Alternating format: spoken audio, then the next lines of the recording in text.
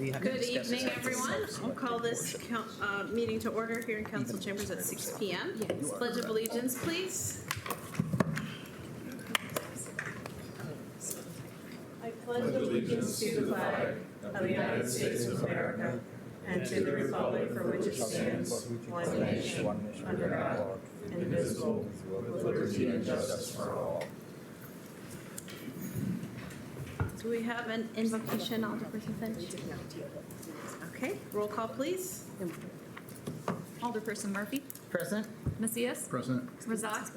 Present. Timian. Present. Finch. Present. McNeil. Present. Castro. Present. Schmidt. Present. All right, we do not have any remote electronic attendance. I believe there is some public comment, though. Madam Clerk? This was received via email. Jake Kruger. Hello, I live on 39th Street, south of the Avenue, and I need to begin with a huge thank you for the storm cleanup efforts. Our family moved from Omaha, so I'm familiar with the type of weather we experienced last week. The city of Moline has done an exceptional job in communications and responsiveness to reports through the online portal. While I'm writing today, I also appreciate the generational investment in community partnerships to see facilities and availability of programs like the lap swimming pool at Riverside facility. I ask you though, how would you feel if you were provided a workout bike without a seat and told you can still use it standing? As a fitness swimmer and former swim coach, this is what it feels like to me when I visit the Riverside facility pool and then get no direct answer to my questions. Did the city intend to make an investment of building a lap pool without backstroke flags? It's not too late to make a small change to drive a huge impact for lap swimmers like me, and I'd appreciate someone's help in making an incremental improvement to solve a huge gap. Without this being addressed, it encourages people to go across the river to get access to other facilities, leading to economic loss for our local and added environmental impact from routine extra drive. Thank you for all your time and consideration, and may I offer my own time for any further questions or citizen input to help ensure value-add services on the generational investments our city may be planning. Thank you very much. Any other public comment, Chief? All right, thank you. Questions on the agenda from anyone? There's no changes. I will make a short announcement when we close out one bit of discussion and move to the next. So we move to our roundtable discussion, 8.1, results of the National Community and Business Surveys. Ms. Arneson from Polko. I'll be pulling her up real quickly. Hi, Grace. Hi there. How are you? Thank you so much for having me tonight. I appreciate all of you taking the time. And my name is Grace. I was the assistant project manager on the back end for Moline survey, and I've been with Polko for about 4 years. So I've done many benchmark surveys, specifically the National Community Survey, and I'm looking forward to diving deeper into Moline's results here with you. With that, let me share my screen here.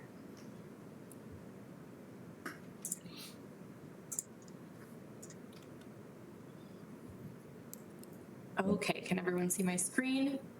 Yep. Great, thank you. All right, so I'm happy to be here to present a summary of the findings from the Moline National Community Survey. Before I begin, on behalf of myself and my Polko coworkers, I'd like to thank Ashley Allen Smith, our primary contact throughout the survey development and implementation process. They provided thoughtful and detailed feedback throughout the project. And I would also like to acknowledge my colleague, Lily Vasquez, who was Moline's NCS and NBS project manager for this year's survey and did the bulk of the work for the project. Before I dive into these results, these slides will take about 30 minutes and then we'll leave 30 minutes at the end for questions. But before I launch into this, are there any outstanding questions? I don't see any, thank you. Great, thank you. All right, so before we dive into your results, I'd like to share a little bit more about Polko. Polko is an online community engagement platform providing local governments with resident and employee feedback. Hundreds of organizations nationwide use POLCO for strategic planning, budgeting, and empowering resident voices. POLCO actually merged with National Research Center in 2019, and NRC is best known for our benchmarking surveys such as the National Community Survey, the National Business Survey, the National Employee Survey, and Community Assessment for older adults. Since 1994, we have worked with hundreds of jurisdictions nationwide, which are a part of our benchmark database, and it is the largest of its kind in the United States. Now, we are exclusive partners with NLC, and we also work closely with Engaged Local, Alliance for Innovation, and many academic partners.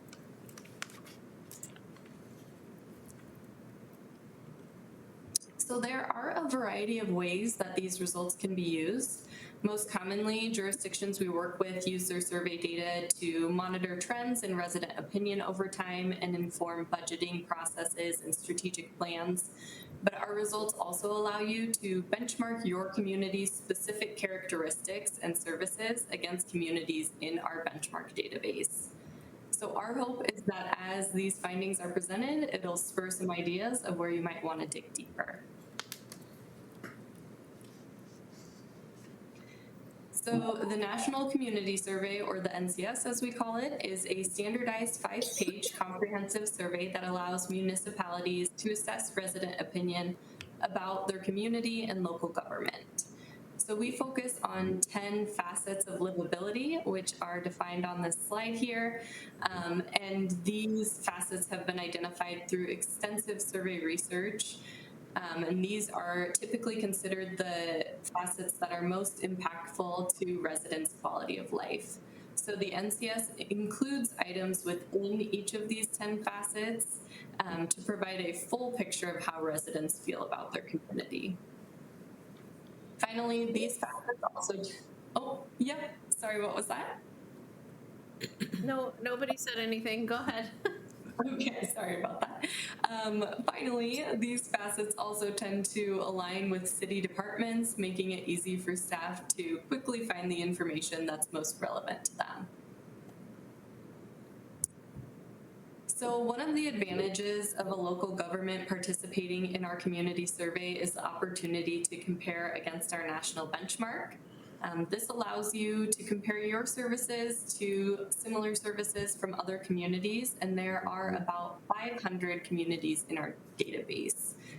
So Moline received the national benchmark, and we also have a custom benchmark. So in addition to our 500 comparison communities, we have a custom subset that is communities with a population under 45K and a median household income under 65K. So we compared to some communities with similar characteristics to Moline. So here we'll dive into the methodology of the NCS.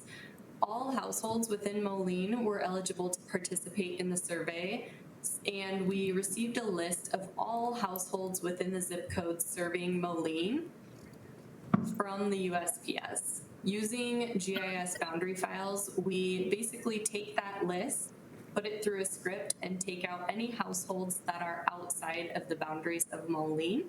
And from that, we randomly selected 4,000 to receive survey invites.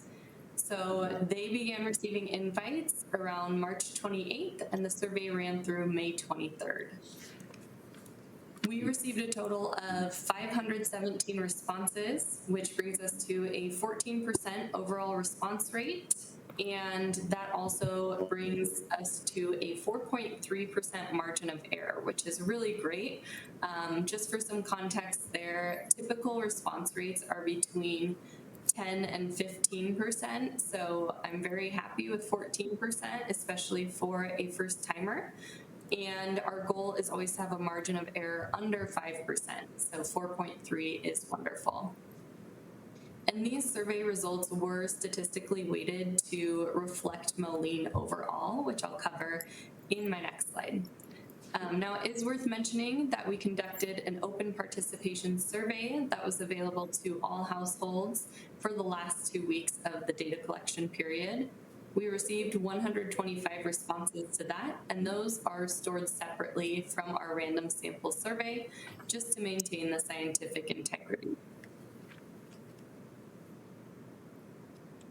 All right, so diving into the weighting I just mentioned here, the demographics of the survey respondents were compared to those found in the 2020 census and the 2023 American Community Survey estimates for adults in the city of Moline. So the primary objective of weighting is to make the survey respondents reflective of the larger population of the community. So if you're looking at this table here, you'll see our target percentages. Those represent, based on the census and the ACS, what the actual percentages of these demographic groups are in Moline. Our unweighted column represents who replied to the survey without weights applied. So we essentially weighted those results to closely mirror our target percentages here. So you can see here, we had a lower rate of younger folks respond, but when weighted, we brought that up to 27%. So we give their responses a little bit more weight during analysis to make sure that they are accurately represented. So now diving into the results here. In the survey, we asked 2 questions that ask directly about the 10 facets of community livability I mentioned earlier. And the first asks residents to rate the quality of each. So you can see the resulting ratings here, quality of utilities being highest, followed by safety, parks and rec. The only one that scored lower than the national benchmark was economy. But we definitely have some strengths and we have some additional context for this question. So we also ask, in the next 2 years, how important is it for the Moline community to focus on these 10 facets of livability?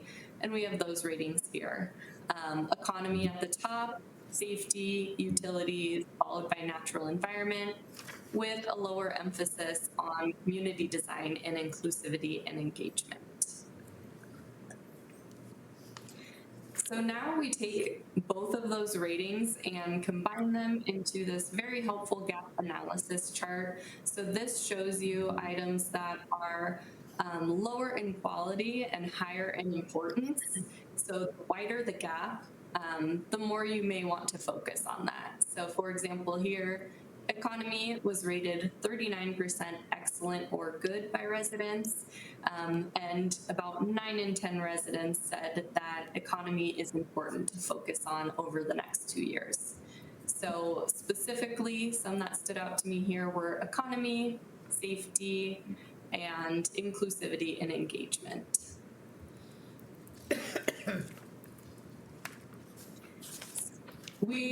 As I mentioned, we do compare all of your results to the national benchmark, and of the 123 items for which residents provided ratings, 4 received ratings higher than the national benchmark, 111 received similar ratings, and 8 received lower ratings. And just for some context, ratings are considered similar if they're within 10 points of the national average, and higher or lower if they are more than 10 points different than the average. So a couple of highlights here. Your hires were drinking water, attracting people from diverse backgrounds, bus or transit services, and ease of public transportation. Some of the lowers included appearance, cleanliness, Moline as a place to visit, and street cleaning, along with some others. We also compared to that custom subset I mentioned earlier, so those communities with a population under 45,000 and median household of income under 65,000. So of those 123 survey items, 9 received higher ratings than the custom benchmark, 114 similar, and there were no lower ratings. So very exciting news here when you are comparing your results to communities with similar characteristics. We are on par with a lot and higher with a few.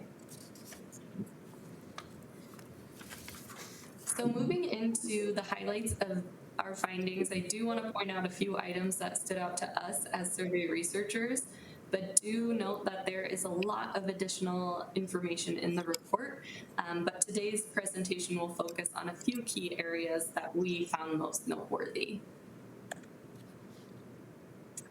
So most residents experience a high quality of life in Moline. About 8 in 10 residents gave excellent or good ratings to Moline as a place to live, and 8 in 10 also plan to remain in Moline for the next 5 years and would recommend living in Moline to someone who asked. So it's obvious that residents enjoy living in Moline. Safety is also a standout strength in Moline. When residents were asked how safe they feel in certain areas, about 9 in 10 felt safe in their neighborhood and in downtown and commercial areas during the day.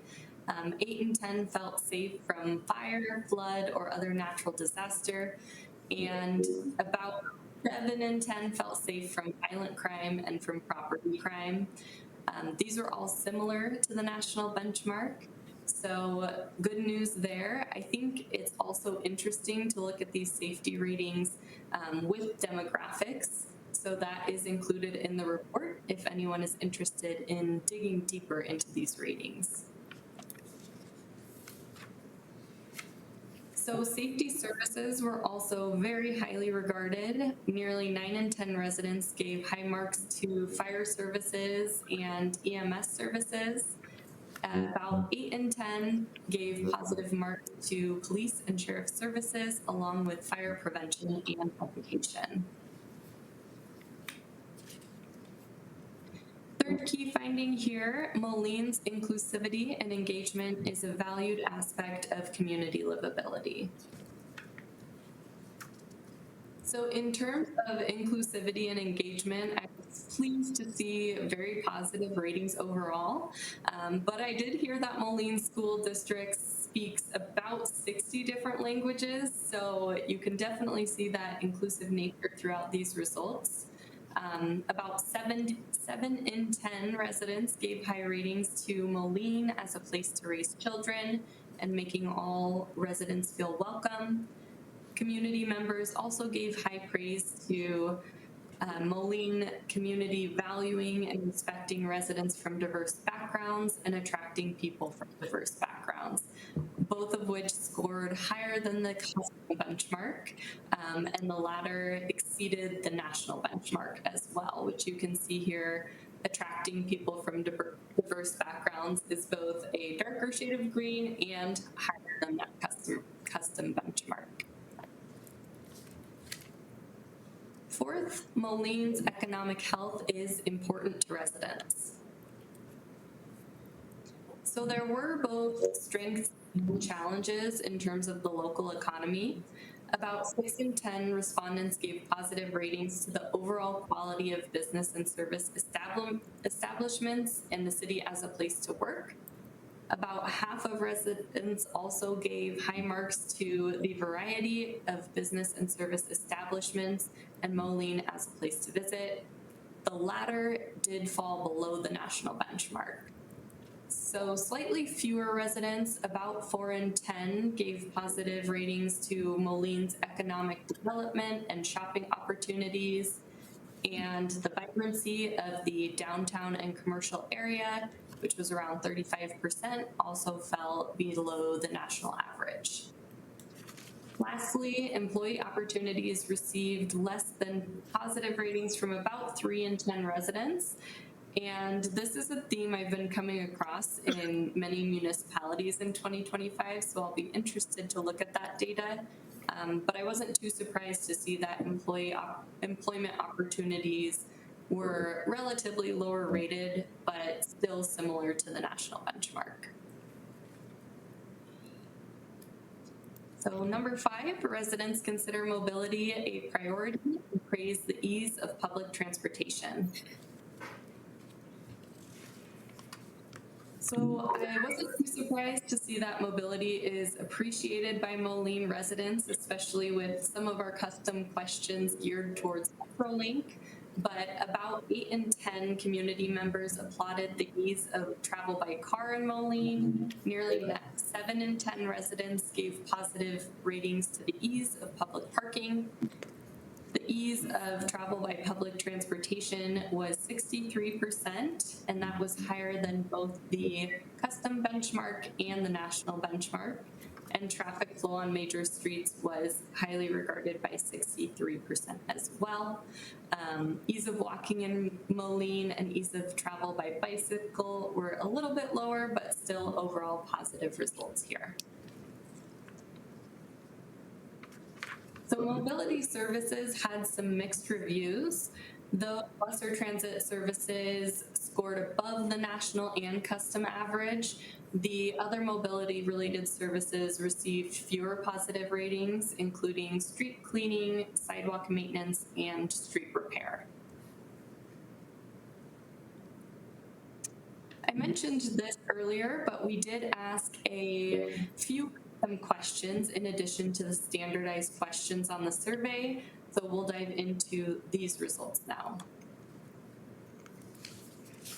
When asked about vibrant arena at the Mark, the highest rated aspects were the comfort and safety while attending events in the arena, the likelihood that you would attend more events if different types were offered, and the overall experience at the arena.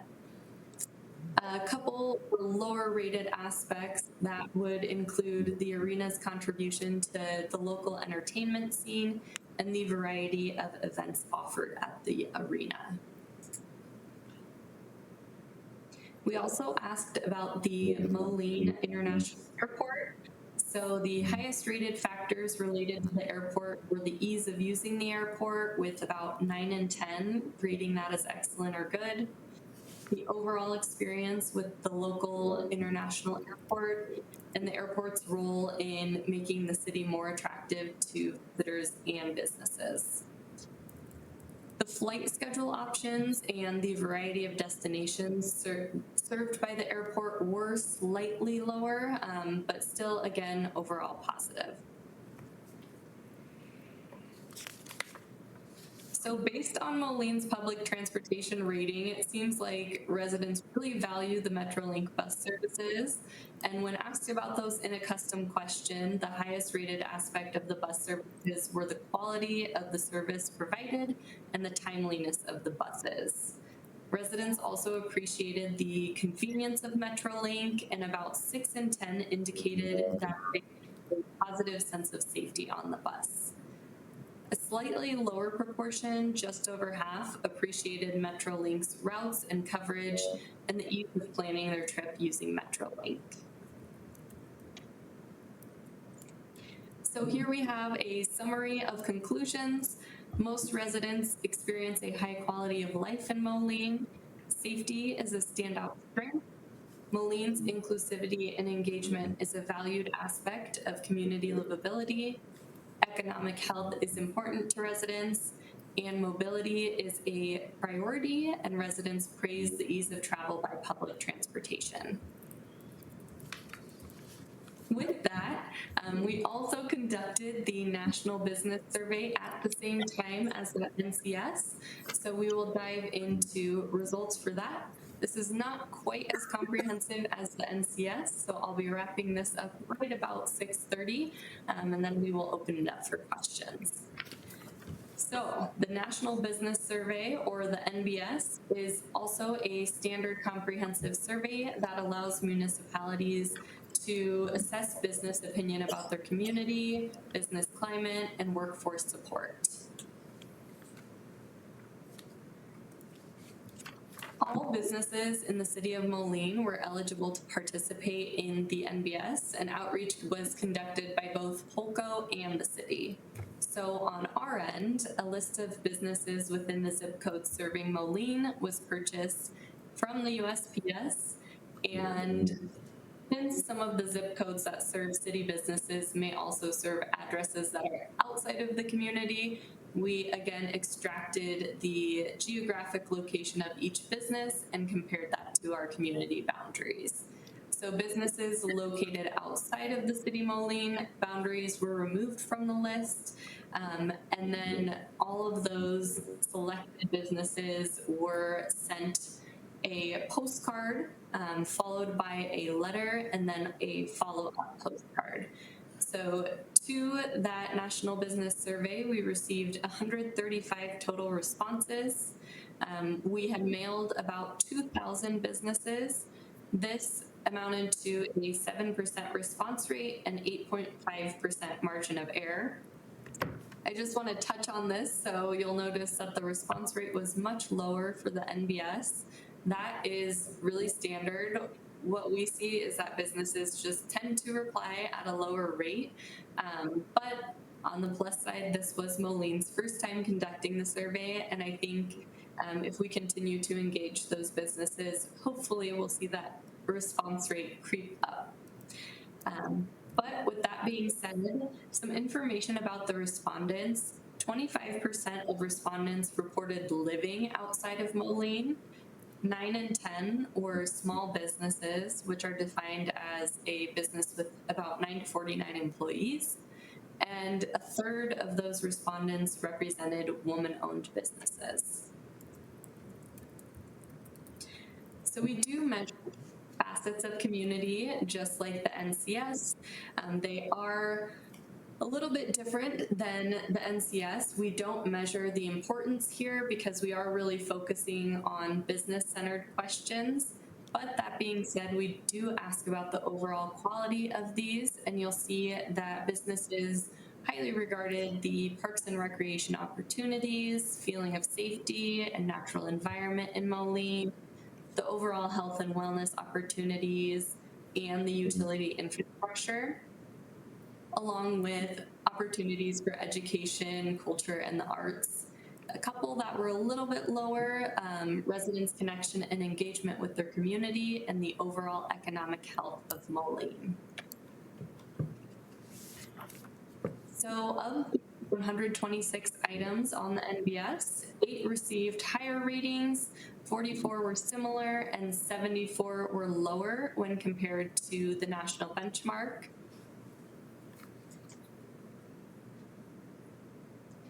And moving into the highlights of our findings, again, there's a lot of additional information in the report, but these are some areas that stood out to us.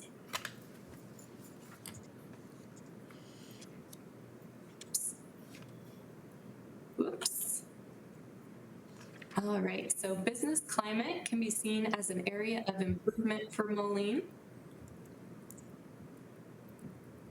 In terms of business climate, about 6 in 10 businesses gave a positive rating to Moline as a place to do business.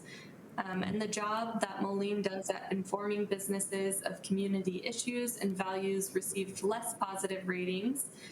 We received positive from about 4 in 10 residents.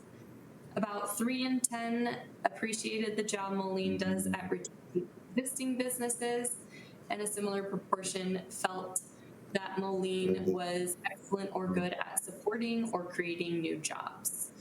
Lastly here, about 2 in 10 felt that Moline was excellent or good at attracting new business. Second, workforce support shows strength with a couple of items falling below the national average. So here we asked about Moline as a place to develop job and or workforce skills. About 7 in 10 respondents praised the access to institutions of higher education and access to trade schools. About 6 in 10 businesses positively rated the education and training opportunities to build work skills, the overall quality of the education and training opportunities in the Moline community, and the affordability of those. The quality of the public school system at producing graduates who are college ready, and the quality of the of the public school system producing graduates who are career ready, both fell a bit below the national average. So those might be areas to dig a bit deeper. So in terms of workforce support and the support that the community gives for those workers is included here. So about 7 in 10 respondents gave positive ratings to the ease of parking at workplaces. Quality childcare also received generally positive ratings from about 6 in 10 businesses. Some items here did score below the national average, including the variety of transportation options for people who work in Moline, the affordability of housing for people who work in Moline, and the cost of living in the city. The latter two I was not too surprised by. As you can imagine, affordability ratings are on the decline, and it's important to keep in mind that our benchmark database includes surveys from the last 5 years. So we might have some really positive ratings that are affecting that.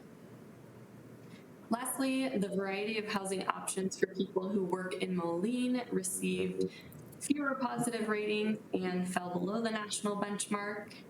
And although the affordability of childcare received less than positive ratings from about 3 in 10 residents, this was still on par with the national average, supporting that affordability ratings tend to be much lower.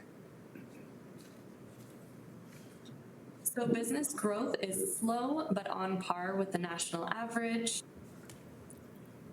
In terms of business growth, only about 3 in 10 respondents indicated that they expected a positive economic impact on their business revenues in the next 6 months. However, when we dug a little bit deeper, about 6 in 10 businesses have also experienced growth over the past 5 years and expect growth in the next 5 years. So it's worth noting that while positive overall, these items did fall below the benchmark. So a summary of conclusions here. Business climate can be seen as an area of improvement for Moline. Workforce support shows strength with a couple of items falling below the national average, and business growth is slow but mostly on par with the national average. And to wrap it up here, you do have access to free surveys on Polka with your subscription. So if you're interested in conducting any outreach to dig deeper about these survey items, let me know. We do offer free training for that. And with that, here is my email address. Please do feel free to email me any questions, but at this point, I will open it up to your group for any questions you might have. Council? Mr. Timian? Yeah, Grace, it feels like business owners have a much more pessimistic view of the city than the residents. Is that fairly typical across other communities? Yes, yeah, we do see that across most NBS projects, that business owners are just a bit more critical when looking at city services and reviewing community livability overall. So you are correct with that. Mr. Schmidt? Let's talk about the bus system pieces. I do not believe that most respondents to the survey likely use the bus. Ridership is fairly low in the community. I mean, we do have a fairly robust system, and I'm wondering if the type of people who are going to respond to the survey are going to tend to be more affluent, are going to tend to be more engaged. Those are also people who are less likely to be riding the bus in general. That's, of course, overall. Is it common that you still would see those people would have a positive view of the bus system? Or I'm caught a little bit off guard by that, because you would usually think that people who don't ride the bus would be more scared of the bus as being something you encounter. Sure. Yeah, absolutely. That's an interesting point. So I do think that folks have probably heard good things about the bus system with this rating because it is generally positive. That being said, we do ask a question in the survey if you have used public transport recently. So it might be interesting to look at those results and see how many of these folks actually have been on the bus versus just hearing about it from others. And we also offer demographic comparisons. So it is interesting to look at that result specifically across different areas, so different wards or different races, genders, things like that. So I would be interested to dig a little bit deeper there. Thank you, Your Honor. Yes, go ahead. I think at this time I should mention that Metrolink is a client of my company, and I have worked on that account in the past, and currently. And in case it comes up, the airport also a client of my agency. Neither of those is a conflict, as we've reviewed previously, but just want to notify. Thank you. Mr. Timian? I'm glad you asked this, Alderperson Schmidt, because in this result, only 15% of the respondents have ridden the bus in the last year, but they rated it at 79% favorable. And so there's a lot of ways to look at that, but I think the big takeaway is that there is a really high public perception of the busing system. I've ridden the buses; they're super clean, especially compared to Chicago's and other ones. So like, it is a good bus system, and people talk about it. And I think that is a really good takeaway, even if the people that answer this don't ride the buses. So that's not bad. It's just what it is. Yes, Ms. Murphy? I think if you drive around the city of Moline in the daytime, as a retiree, you will see a lot of buses, and I think that's where they're gauging them, because you can't go down any street and not see a bus. Yes, several of them, so I think that's what. Mr. Macias? Thank you, Your Honor. And you touched on the right word, perception. So a lot of this is kind of how a general feeling of what people may feel, and it's not that surprising that the business community tends to feel a certain way. And that's not just unique to Moline. I think other cities on the Illinois side for decades have been getting a bad rap, but the reality might be different. Can I ask you, with other cities that you've worked year after year, when they look at these areas of focus, they obviously use it to adjust their strategic plans. Have you seen them little by little move the needle on some of these areas? Any success stories that you can share? Yeah, certainly. So we do have a number of clients that repeat the National Community Survey every 2 years. And we definitely have seen folks move the needle on specific topics. I don't have one off the top of my head, but I do have a very great resource for that. We have collected a lot of case studies and shown how ratings have increased over time and what jurisdictions have specifically done for that. Actually, one that stands out to me specifically, a community had lower fire education ratings, and they went out, did a bunch of community outreach, and saw a statistically significant increased trend there. So there are certainly ways to impact this, and I think you make a good point about the bus system. Sometimes those impacts are as simple as more outreach about the information we have or the services we offer. So I think just sharing the results of this survey is really helpful to your residents to keep them engaged when they see that changes are being made. And especially if those are clearly communicated, you know, we heard this from you, we made this change, then we really see that needle move when it's communicated. Thank you. and- Oh, I'm go sorry, ahead. just to Go follow, ahead. could you share those case studies? Could we have access to those? Yes, absolutely. I will follow up. I'll send that to Ashley. And you can sort by survey type. You can also sort by, I believe, some community characteristics as well. So we do have some NBS results in those case studies too. Okay, thank you. Thank you. Ms. Castro? This isn't really necessarily a question for Grace, it's more of a comment for ourselves, I guess. Just noticing the difference between the community survey and the business survey, I mean, the citizens obviously have a lot higher regard for the city than what businesses do. But I mean, we can't ignore it. That's still what it's still what they think. So I just finding ways for us to kind of make that connection, help them make that connection for them. So how can we make them see what the citizens actually see? I mean, do we have any plans on sharing this information with them, or doing anything like that? Because I mean, there's a disconnect in why and where is that happening. There's a lot of answers to that question. I know. I mean, So, it's been alluded to, you alluded to Yeah. us being a border community and all of those kinds of things. There's probably a certain level of inherent bias built in Exactly. to the business survey.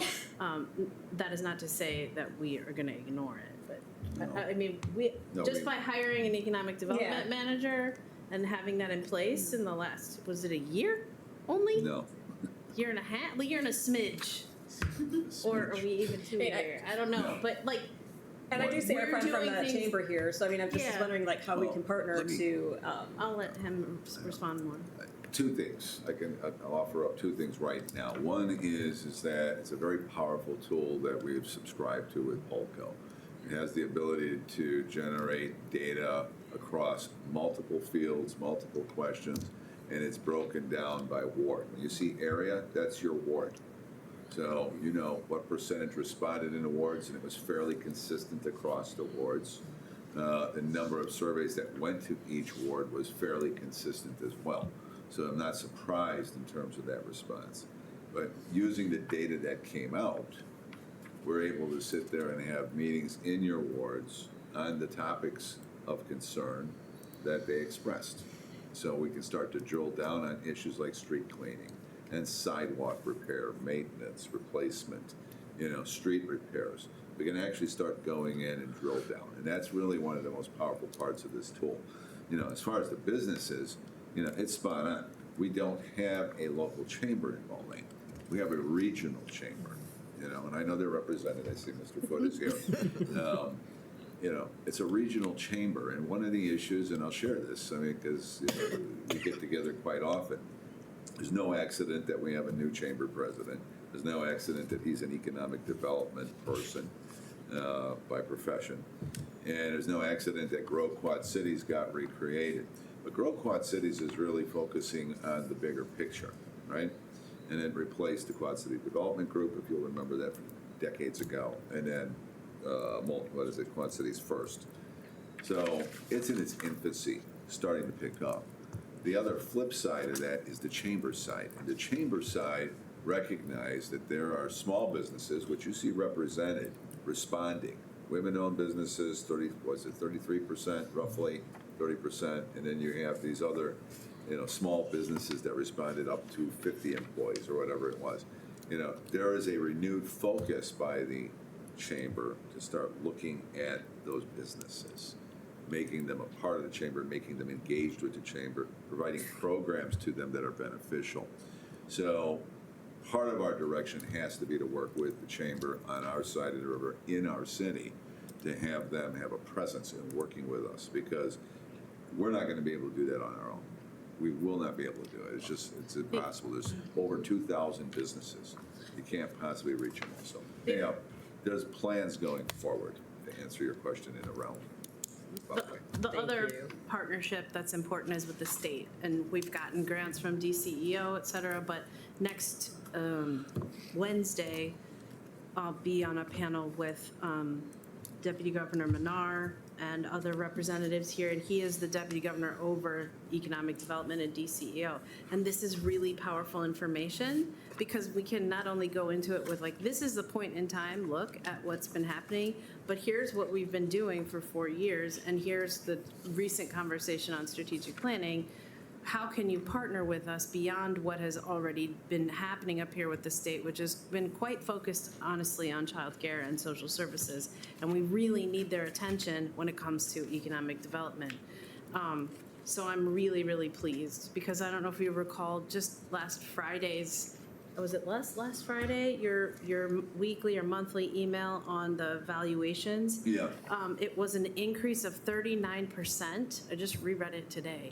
From 2021, 22 to now, we were at 0.07 or something percent growth. 0.07. And now we're at 39% overall, right? So that's pretty great, but that story isn't out there, right? Correct. People, perception is everything. Until the old Hy-Vee is actually built out, they won't think that we're moving. But we really are moving, and the numbers are bearing it out, unless the staff has something contradictory to tell me. No. Yes, Mr. McNeil? So for the quality importance, the gap analysis, you pulled out three, and I can't remember which the third: economy, safety, and maybe inclusivity and engagement. But I wrote it down. oh, well, there's a gap with education, arts, and culture, fairly significant. Could you remind me on the questions? Are all the questions in the survey K-12? Were they about the Moline School District? Nothing about higher ed or Western Yeah, Illinois? can you What is one differentiate question? that for There was us? a question, I thought so, on higher ed.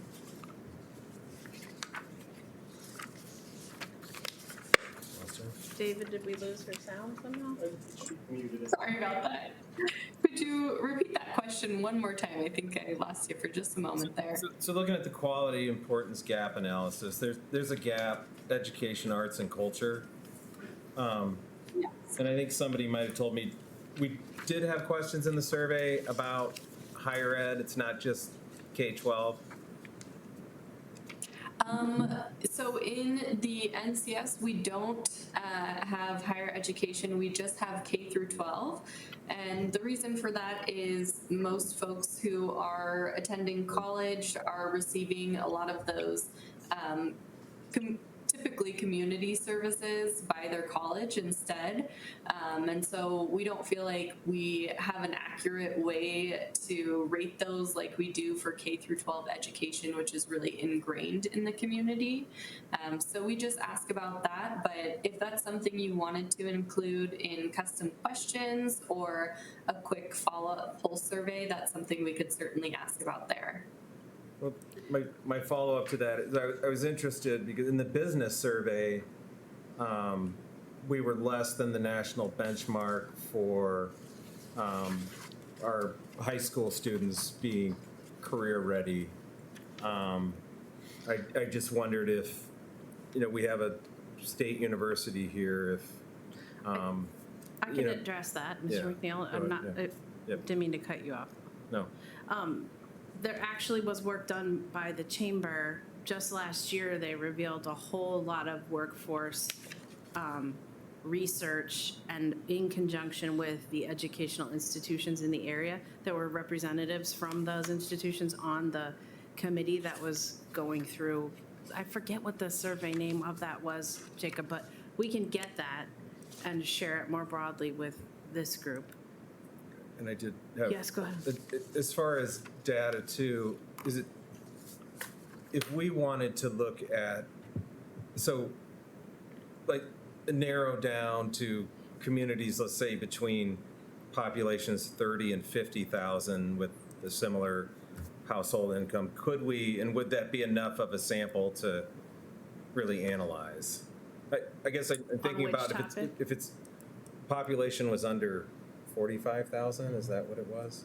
Yes, under So- 45K and under 65K. So are we also lumped in with communities of 15,000 in the, you know what I mean? Could We have a list of all the communities as well Okay. that we were lumped in with for the Yeah. custom benchmark, and we're happy to share those with you as Okay. well.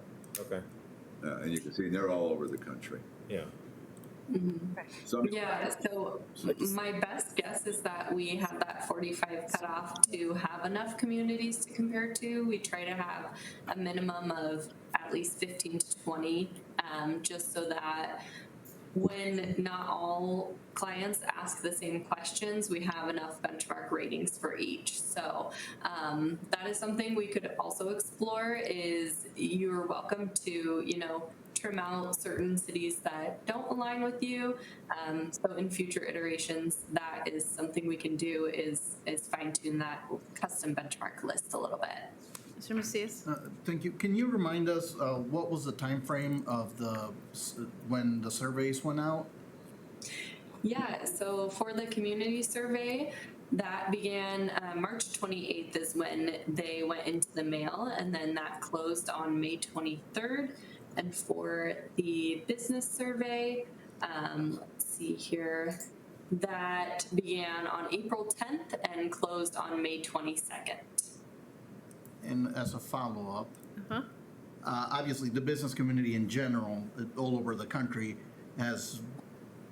it doesn't like uncertainty, and we've had a lot of that just in general, and that's not a city thing, so I don't know how much that had an influence on just their feeling towards government, whether it's federal or local, so it's just something to make a note of, because it seems really high, but if we were to have asked these questions 2 years ago, maybe it would have been a little bit of a different sentiment.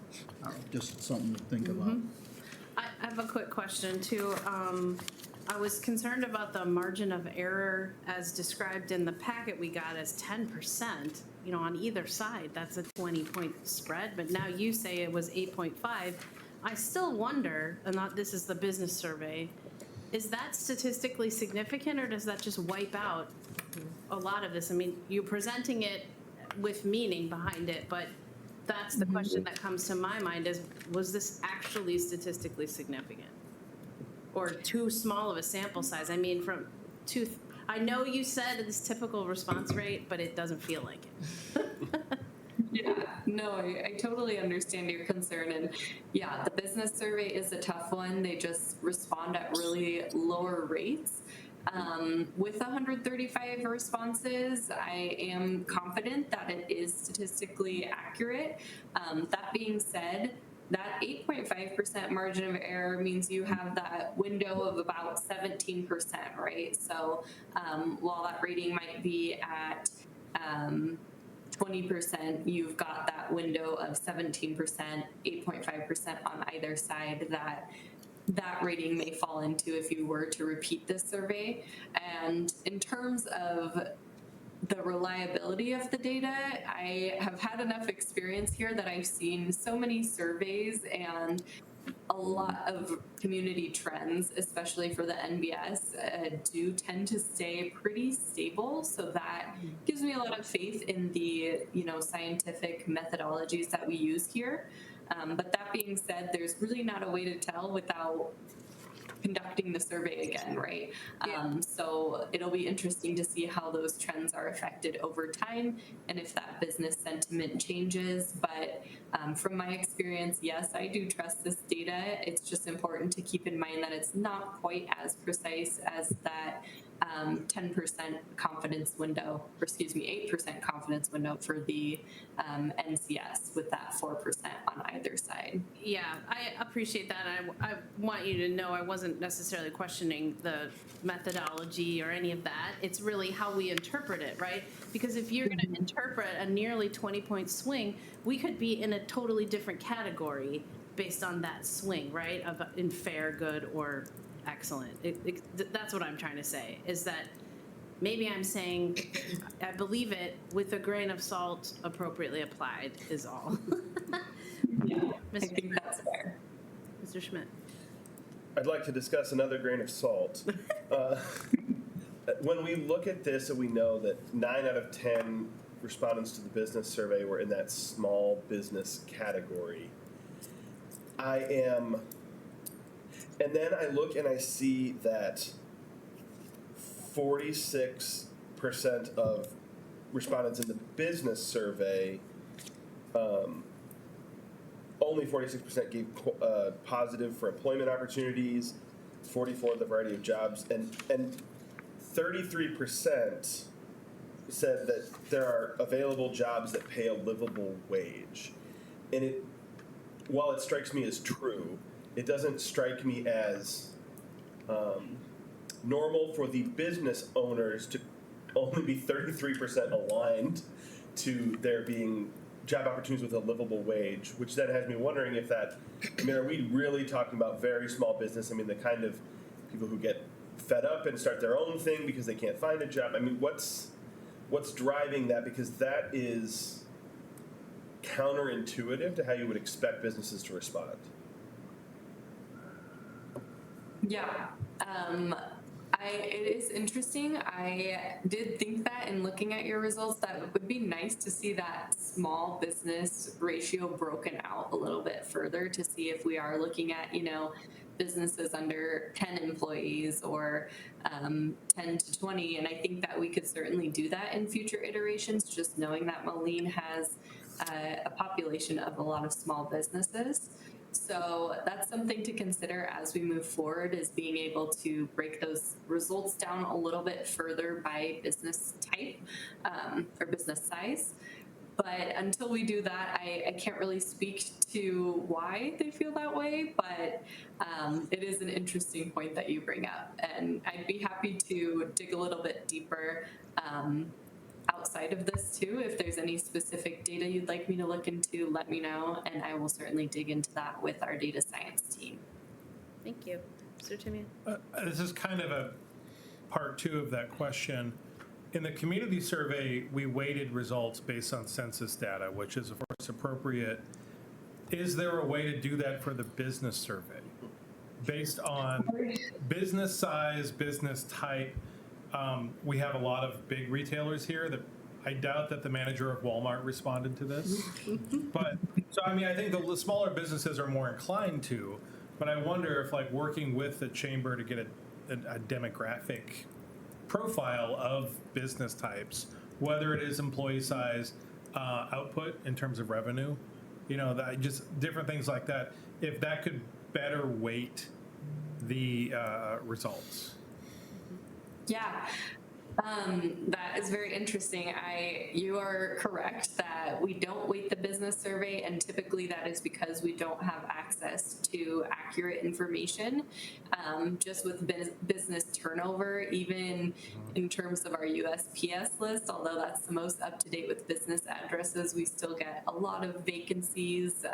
So there's not a great way to track that. But that being said, if you were able to provide that, I could certainly take that to the team and see if we can do some weighting there. Because I agree, I would love to be able to weight the NBS. It's just a matter of getting our hands on the demographic, if you will, information about the community's businesses. Right. Thank you. Thank you. Mr. Schmidt? When we're looking at the job readiness portions in the business survey, and people think, they're not coming out of high school to be career ready or college ready. Do you find, is that pushed down when there's low unemployment? Because I do wonder if there's a component where during times of low unemployment you reach that point where the people who are applying for jobs are often those who don't have a job existing already, and they're not looking to change jobs. I'm just curious if there's any sort of relationship you've seen historically with low unemployment leading to an increase in that sort of a metric. Yeah, that is interesting. We haven't done an analysis in terms of correlation between the two specifically, but I would suspect that you are correct. That being said, we would have to actually analyze the data and be able to draw those correlations before I could speak to it. So I'd be happy to look into that, but I would suspect that yes, you are correct, that if these two are lower, I would guess that employment opportunities are lower as well, and vice versa. I think that's a fair suspicion. Thank you for that. I will, unless there's anything further, close out this section shortly. Yeah, 1 second, Mr. Vitas. But when it comes to this college career readiness, the school district did a whole series of workshops with business owners, et cetera, to build the portrait of a graduate. And that's only been in place for maybe 2 years, I think, 1 year, 1 year. So, I mean, there'll need to be some good conversation between our econ dev and the school district to share this information back and forth. Mr. Vitas, and then we need to go to the next row. Yes. So, Grace, just real quickly, one thing I noticed that, unless I missed it, the issue of passenger rail service as one of the custom questions. I don't think that was brought up. It was at the it? end of the whole thing. So that's at the end of the report. But I know, there's been this long-standing, over 10-year desire in the community to see the restoration of passenger rail service between downtown Moline and downtown Chicago, Illinois. And those results pretty much were very super positive in terms of where the residents sat. I mean, at 57% being very likely to use passenger rail. In fact, probably 80% somewhat likely to very likely. Very few unlikely. And then in terms of how it would affect Moline, the impressions are about 82% thought it would affect the city positively. So I mean or somewhat positively. And then you get to the use of the train. 87% said they would use it for their personal travel needs. That's significant. I mean, those are the kind of numbers that nobody has right now. I mean, there's no one in the Quad Cities that has these numbers, but if it's true in Moline, it probably is true in the Quad Cities as a whole, because we all take the boundaries down. We all live together in one big metropolitan area, remotely here on the hinterlands of Illinois, right? And then in terms of business needs, it's basically a 50-50 split. So you're having 50% of the people responding that they would use it to get to the city as opposed to traveling by car on Interstate 80 or Interstate 88. So I wanted to put that out there, make sure it's on the record, because that really was a significant issue as we march toward decision with the state, hopefully in a veto session down the road to get the funding we need for our passenger rail, similar to what Rockford was able to get during this last budget session. So just sharing that. Thank you all. So, thank you very much, Grace. We're gonna move to the rest of our meeting. We appreciate it, and I'm sure our staff will be in touch. Thank you all. Yeah. Have a good night. We will now take a 15-minute recess. The live stream for this portion of the meeting will end at this time. Members of the public who are currently viewing the meeting on live stream will need to rejoin the meeting in 15 minutes using the same link. We will reconvene the meeting in the Committee of the Whole conference room for the strategic plan work session. May I have a motion to recess the meeting and reconvene in 15 minutes? So moved? Second. Motion by Timian, seconded by Castro. All in favor? Aye. Any opposed? That motion passes. See you in 15. All right, we'll call our, wait, where's Bill? Do I need a motion to come out of recess?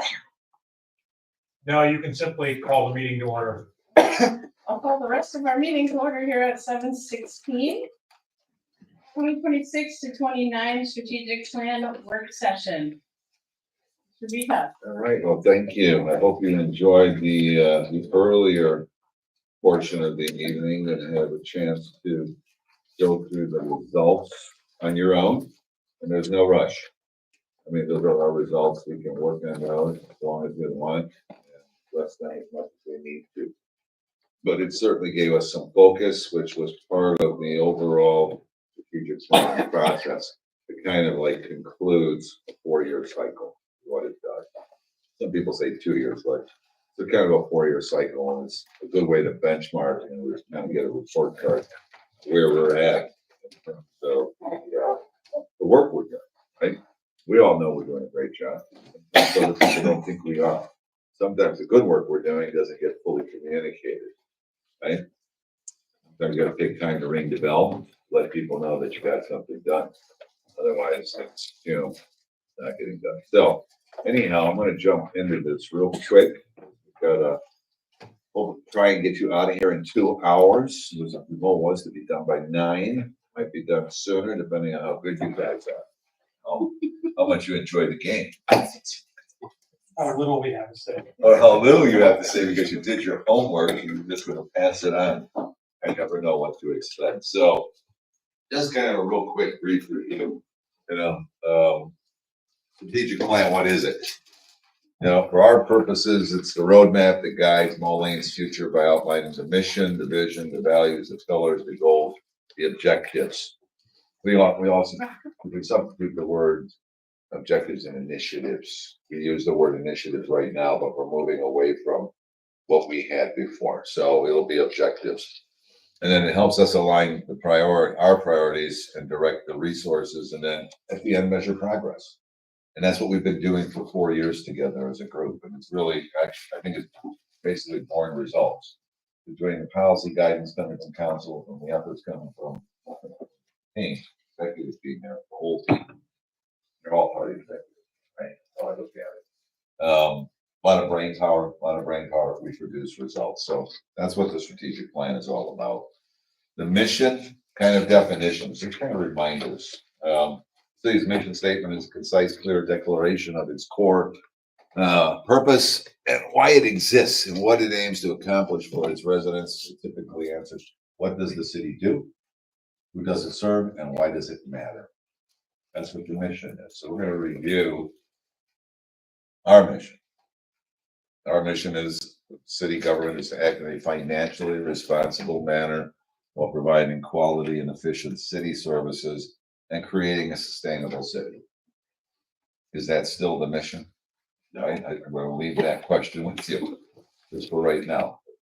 You know, let it sink in, because that's what does the city do? Who does it serve, and why does it matter? Right? So there's our mission. We adopted that mission 4 years ago. The vision, the city's vision statement is forward-thinking, looking declaration, describes aspirational future for the city that we want to achieve or we aim to achieve, paints a bold, inspiring picture of what the community will look and feel like in the long term if the city fulfills its mission. So it's building blocks, right? That's really what it is. So that is what it's supposed to be. Here's the city's vision. Through effective, ethical, transparent governance, Moline will continue to be a municipal leader in Illinois with a staff that delivers exceptional and fiscally responsible services of which the diverse, multicultural community can be proud. That's 4 years ago. That POCO survey said that there's definitely a recognition of our multiculturalism in this community. And we've been singing that song and we've been pushing that agenda, and people responded, similar to kind of what was said by our POCO consultant. So that is the current vision. The values, what are the values? Values are fundamental principles that guide how the city of Moline operates. It's how we make our decisions and engage with the community itself, whether it's the business community or whether it's the citizens. It serves as the city's moral compass, shaping behaviors, priorities, and fostering public trust. Frankly, I think we did well on the community survey, first time out. That's a pretty significant response we got, you know. It's unusual to see double-digit response on a community survey. Usually you're getting 7%, 8%. To do what we did was really fantastic, and even Polko was impressed by that. Who we benchmark against, we benchmarked well. We did very, very well. I'll get into that. But that's what the values are. And here's the cities: collaboration, excellence, service and engagement, being welcoming and inclusive, being innovative, adaptable, being resilient. Lord knows we need to be resilient now more than ever, right? And adaptable. And then stewardship. And those are all defined here, right? So collaboration as values. We value collaboration in pursuit of policies and programs that benefit the city and the surrounding community, meaning the Quad Cities. The Quad Cities, not just ourselves. We care about our neighbors and their well-being as well. The city will partner with local governments, we do, organizations, businesses, and residents in the pursuit of creating positive solutions for all.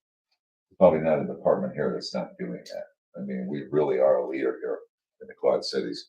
Excellence, Moline will engage in outstanding levels of performance and will deliver high-quality services with the greatest value for its residents and business. Goes without saying, we're always looking to achieve excellence every day we can. And if we miss the mark, we always stop and ask why. Service and engagement, the city will provide a level of service that meets or exceeds the community's expectations and will fully engage residents, businesses, and organizations to effectively understand needs and wants of the community. Being welcoming and inclusive. Moline will be a welcoming community, made stronger by the rich diversity of its residents whose perspectives and backgrounds are celebrated with dignity, equity, and respect. We're doing it. Survey poured out. We're actually reaching that goal somehow through everybody's efforts. Innovation, adaptability, and resiliency.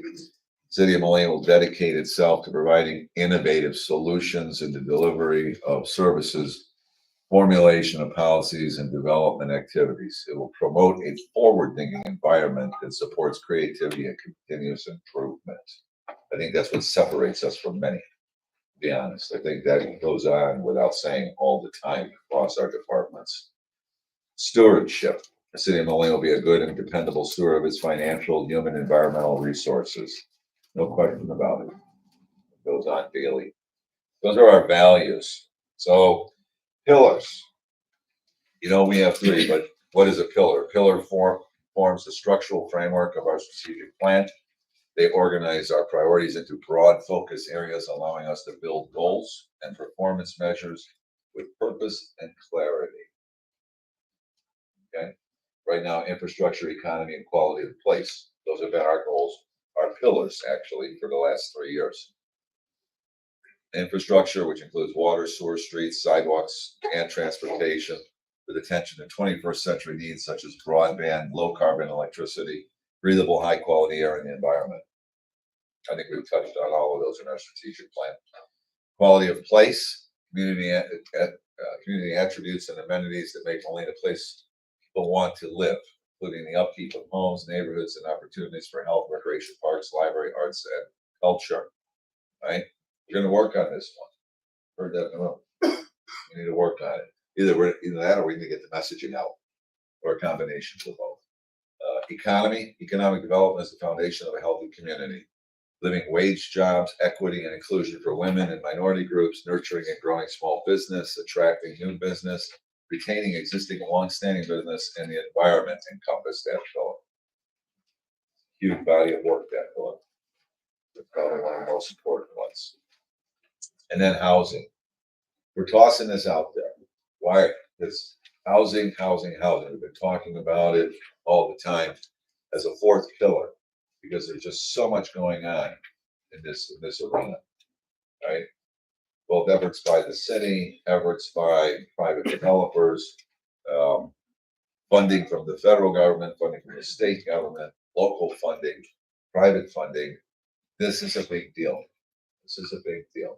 Today's PMT meeting was a good example of what we've been working on for 4 years.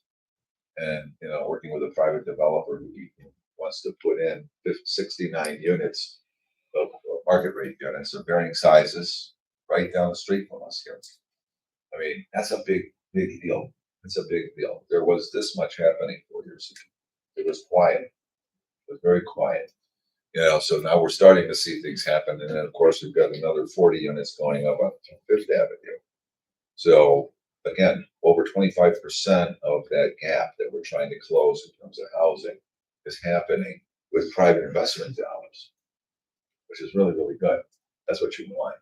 So the fourth pillar addresses the full spectrum of housing in the needs of the community. It includes affordable housing, homelessness prevention, equitable access and inclusion, sustainable building practices, support for home ownership, and a strong, stable housing market. It aims to ensure all residents have safe, accessible, and diverse housing options that contribute to thriving neighborhoods. So, if this is something you're interested in, this is being suggested as a possible fourth pillar. You can almost call it community development if you want, right? But that would scare those people in a second. Okay, don't point at us alone. So, anyhow, that's why that's up there. And this is where we are today. Goals versus objectives. The goals are broad, overarching aspirations that define what. The key word is what. As you did your homework and as you thought about goals, is what we aim to achieve in the long term, right? Not how we do it, but what. What are we going to do to address the four pillars? What is that? What are those broad goals?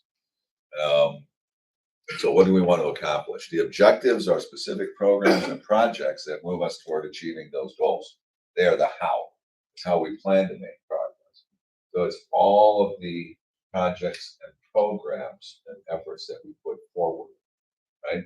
So David working on getting the quiet zone, right, which improves the quality of place, right? Improves housing opportunities along and near the railroad.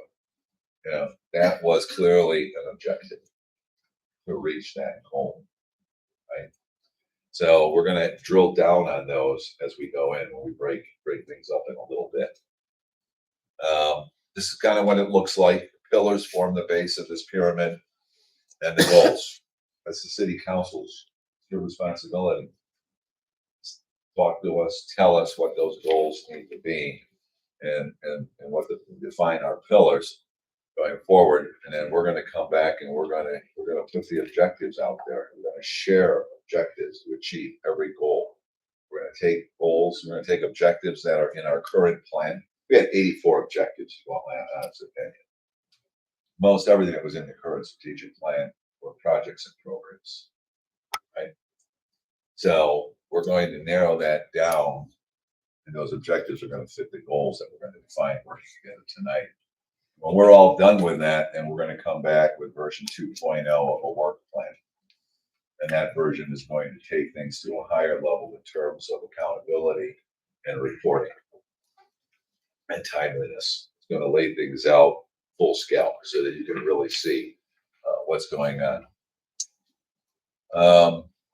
So the mission, why we exist, the vision, what we aspire to be, guiding principles, our values, core focus area, our pillars, and the broad outcomes that we want to achieve as a council.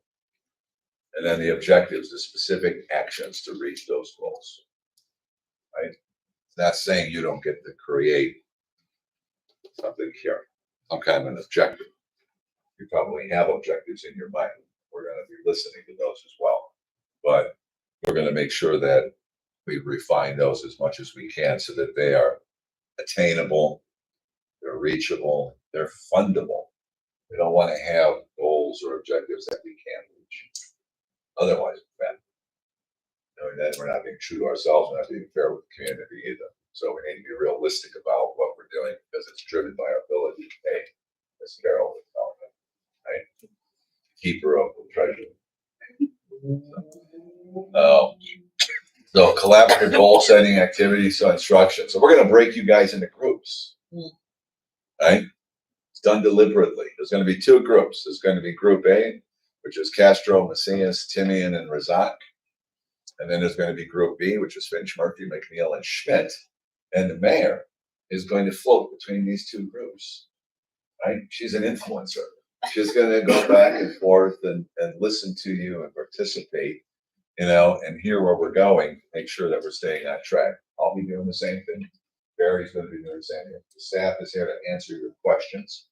But they're going to be floating around too, hearing what you have to say, answer questions that you might have. So that way the goals that are being crafted in the next hour actually result in what we want to achieve. So once we're done with that, we're going to share and refine goals. In your group, each person's going to share the 5 goals they drafted on their homework assignment for each pillar. You don't have to have 5. We only said 5. You have 1, you have 1. You have 5, you have 5. You have 7, your group should say, hey, it's too many, right? So overachievers, but that's okay. So, 5 goals that you drafted, you're going to share those inside your groups. And then you're going to discuss those goals and you're going to look to consolidate ideas within your group. So you may all have matching goals inside your group. And that's great. But you're going to have goals that don't match. And you need to talk about those. Explain them, why they're there, why they're important, and see if they need to move forward as a group, right?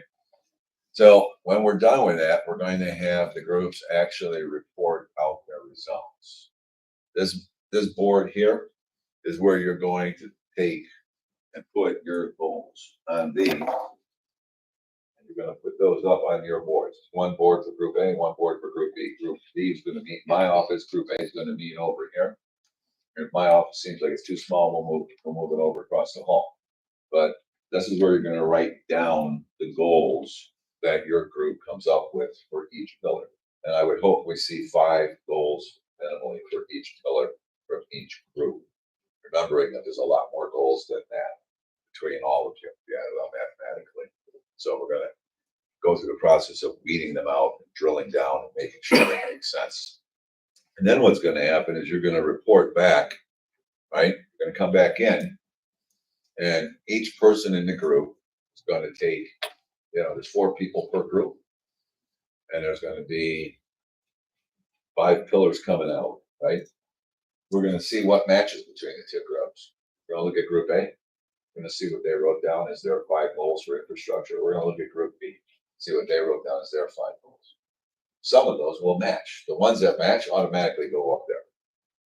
The ones that don't match, you're gonna have to talk. You have to decide, do they leave these tablets and go to that wall? Right? Almost like a game. There's no winning or losing. It's all fun and games, and it's all important work. So that's how we're going to proceed going forward from here. We'll save the closing remarks. Well, I'll close them right now. So June, July, we're going to draft the objectives. Once we get the goals established, we're going to bring those back, present everything to council July 15th. That's the goal, trying to get it out there to you by July 15th. And then see if we can get those approved. And then we will move the new plan, new strategic plan, along with the action plan that the staff is going to work on several months. It's going to take several months. Right? It's not a federal project. We don't have to get it done in 1 week. Right? We have time to work on it, and we will come back with version 2.0 as an action plan or one plan for it. You know, and you'll adopt that with the budget on the 18th. This is the target day to be done with the budget before the holidays. Before the holidays, so you can make your plans. So we're going to commit to try and get it done by the 18th. Okay. So that said, are there any questions? Yes. When are we to address the mission and vision and other top portions of that? Because I believe there are changes that need to be made. Okay, we have an opinion that the mission and the vision, not the pillars necessarily yet, but the mission and the vision need to be reviewed. We can do that. We can have each group discuss it. How's that? Yeah, I think We're gonna pull it do into that. the group work and then we'll bring it back. So we'll find another, one of these boards maybe? Yeah, we could. We got plenty. So we'll go back to, there we go.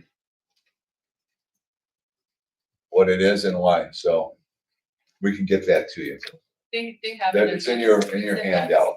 Yeah. So we'll add that to your work assignment. You can revisit the mission, see if you agree with it, and revisit the vision, see if you agree with it in both groups. So as we talk about the groups, do I have those broken out here again? I thought I did. Does everybody know where they're? We're gonna get it right now. You guys are B? All right. We know. All right, so Group A. Group A, Castro, Macias, Timian, and Razak. Right? To my office. That switched. All right. Why should we move? We're so close. Isn't it amazing where those chairs ended up? You four. In here. Mayor, you can choose where you want to start.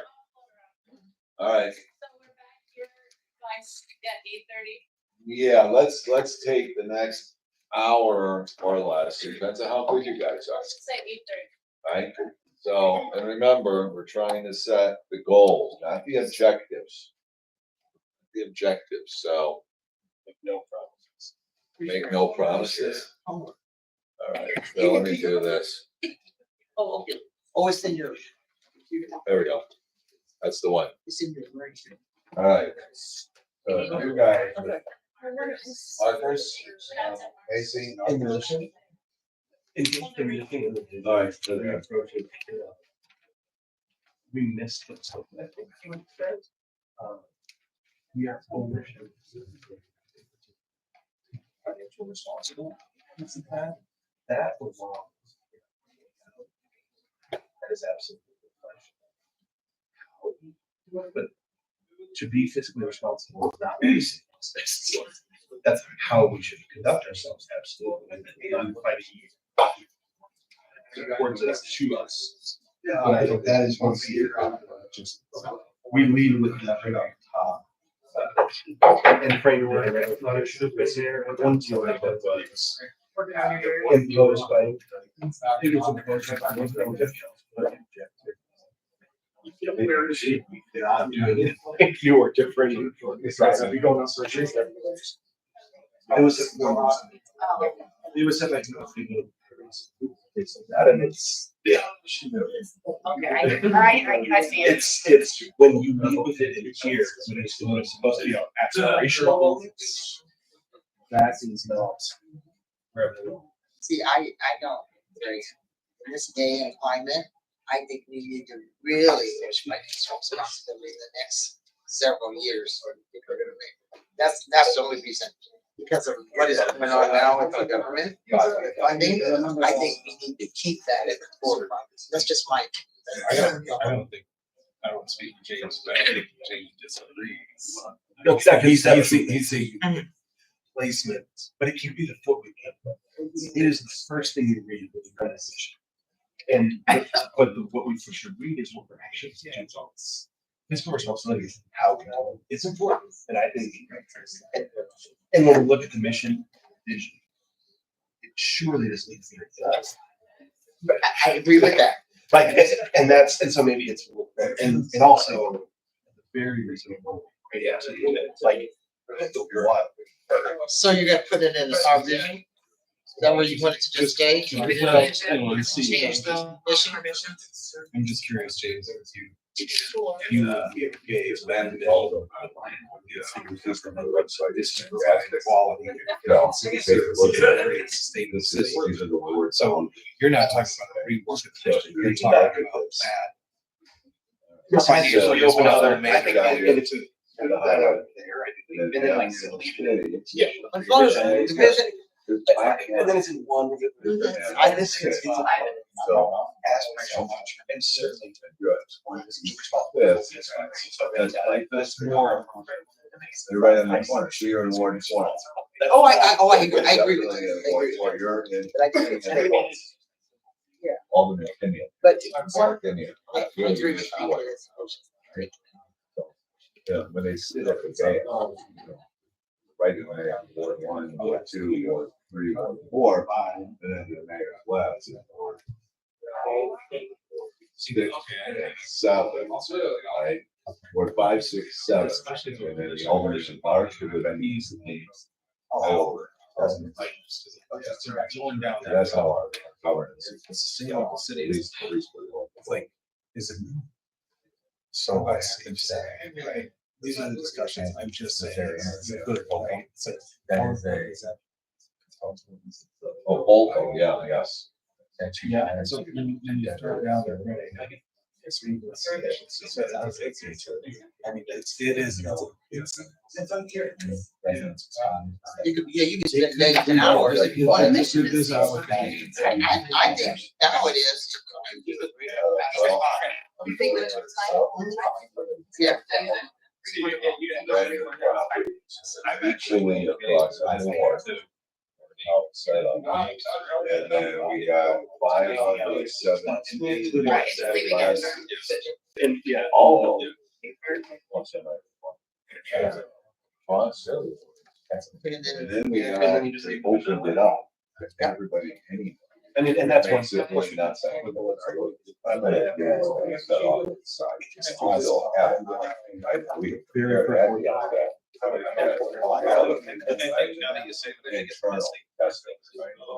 But we did stewardship. There's a lot better. And I can also be. I was doing. There's just simple start. I remember when we. Combined with study, it's sort of like. 5%. Oh, you do that.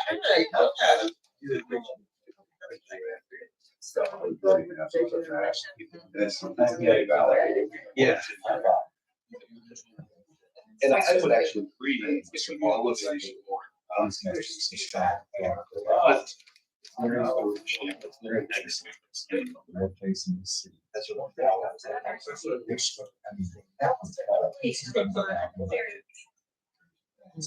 I don't feel like it's all right. So I feel like it's certainly very like it was everybody. But it was good, it's customary. Okay. And then moving into those pillars. I'm sure it's. Yeah. Other thoughts there? It might be the only way we get Or should we also? Trace, you name it, and that's all of the graphics, so, yeah. No, the biggest. They were young people. Yeah,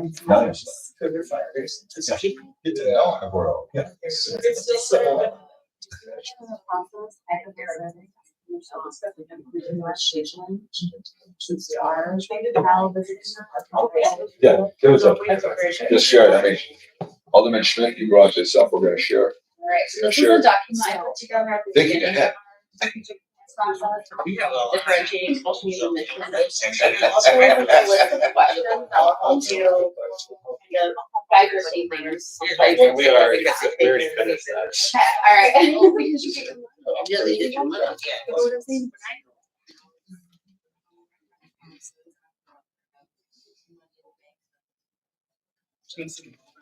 Yes, you don't have to worry about repairs. Right. Also, we're gonna stay. We're gonna put it as Yeah. pillar 4, that's where it's. Yeah, just. And then I guess we could break it down. Well, and I think. There should be. And affordability is a multi-faceted piece because adding market rate also contributes to that affordability, but we should also have. Increase the access. We have. So it is. But we have very limited, it is very limited availability.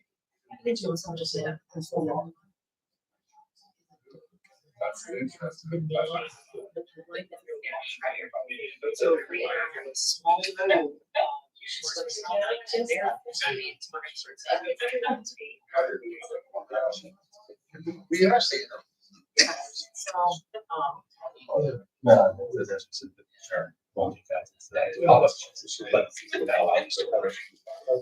And we have that as well. There's a population that we can address as the veterans. There's a huge population that can say, well, that's so they don't know the words. Not yet. They can, you know, depending on their disabilities, they get quite a bit of money. And they can pay for it. But the problem is they need special amenities. What I mean by that is they can't, you know, they don't need to get on high-rise, they need to be in a single level. And just like Rock Island is really out there. We need something like that. There is a lot of that.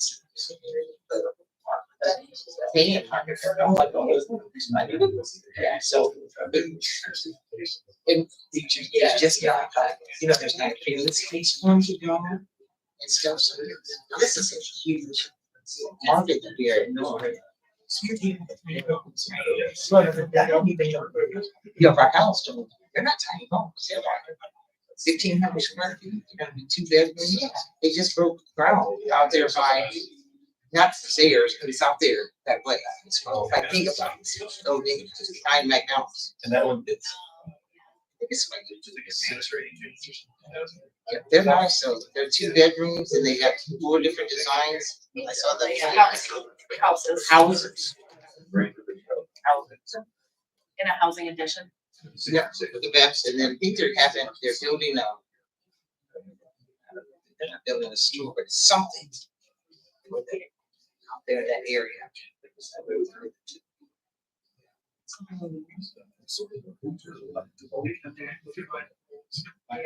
Well, I think I should share, yeah. So, do you want to start with something? Yeah, might as well. So, I just think that.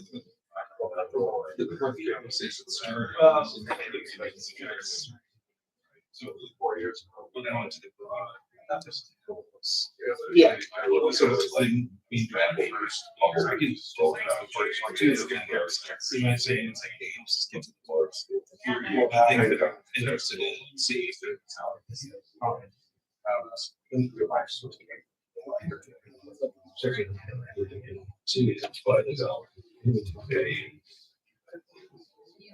So any of these things, the center come back and say, I have to put something we do.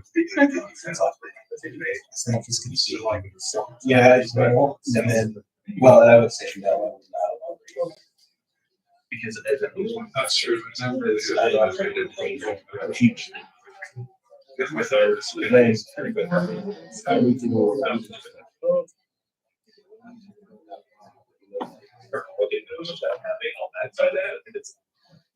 I think it's coming on. It's literally.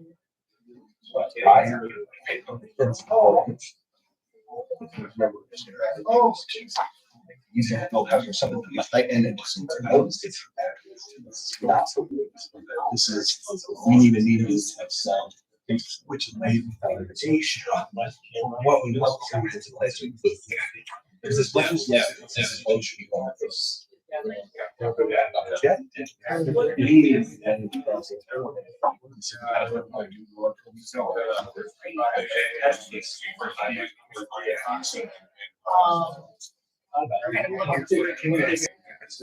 That's who you're ending the first time. That was so The zoning. zoning work out how to work. Well, that might be the worst population. And then, Because I think, well, I know it's diverse, color. I'm seeing diverse meaning veterans, blah, blah, blah, blah, you know. and I think focus on that more residents piece. My question always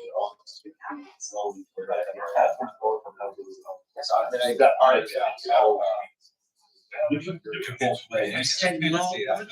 And how do I for you guys? Well, and then I have homeless. That's Yeah. when they come back to that church, it's we mind. Well, and I would still put it out and say, even if it's ready. Clarify it. And that's what I said. You kind of lead them where you want to go. Yeah, and then. This will have.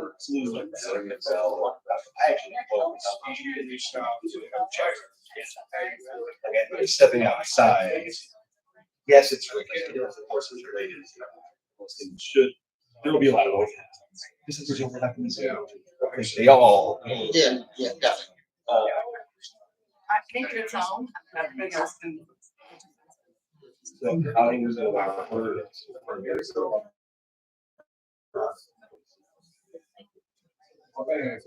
they I said all those trees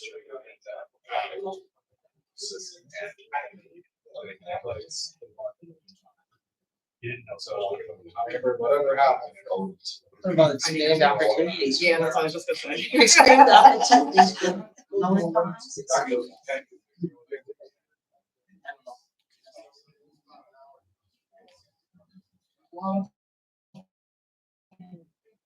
That's super exciting. I think that's too. No, I'm just trying to say.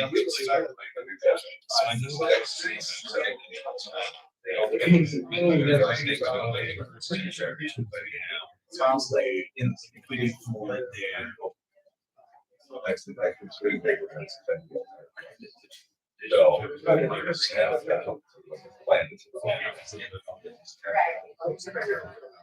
I think about I would be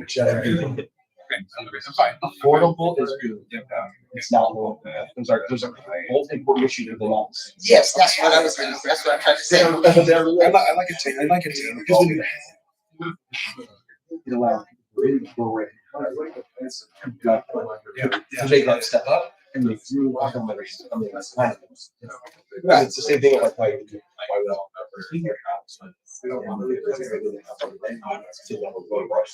new college grads can move in apartments.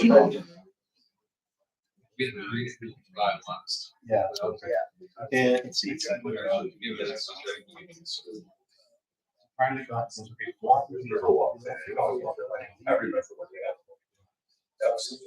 changes to the zoning. And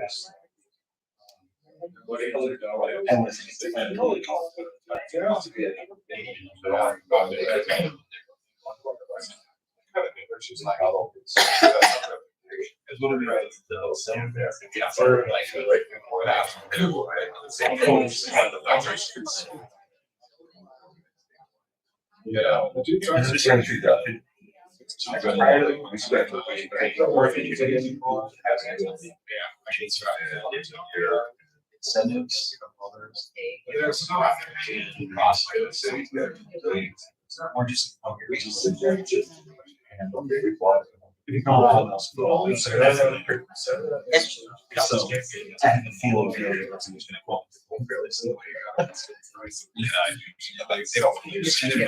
they might have. You guys think a lot, so.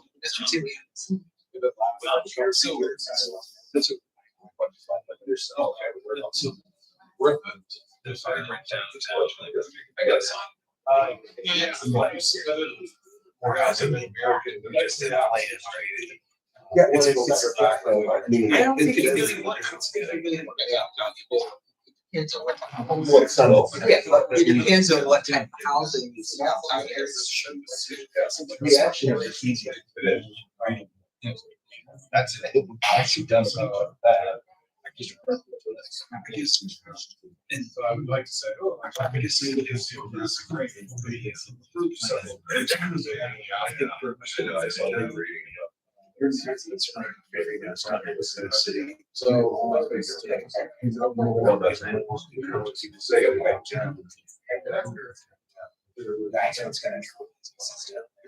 that's what's going to that's what's going to that's what's going to everything after. And it's not going to be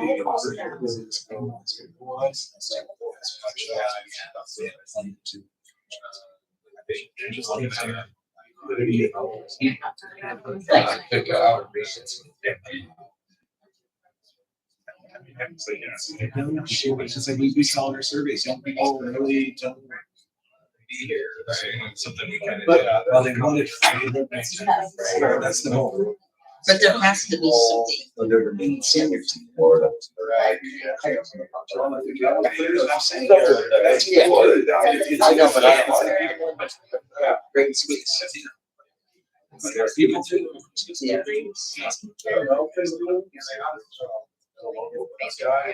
The new building, the Chase down here, Every time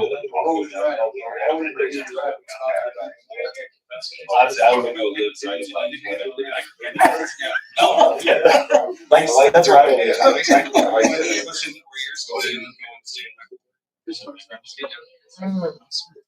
I'd like to see more of around.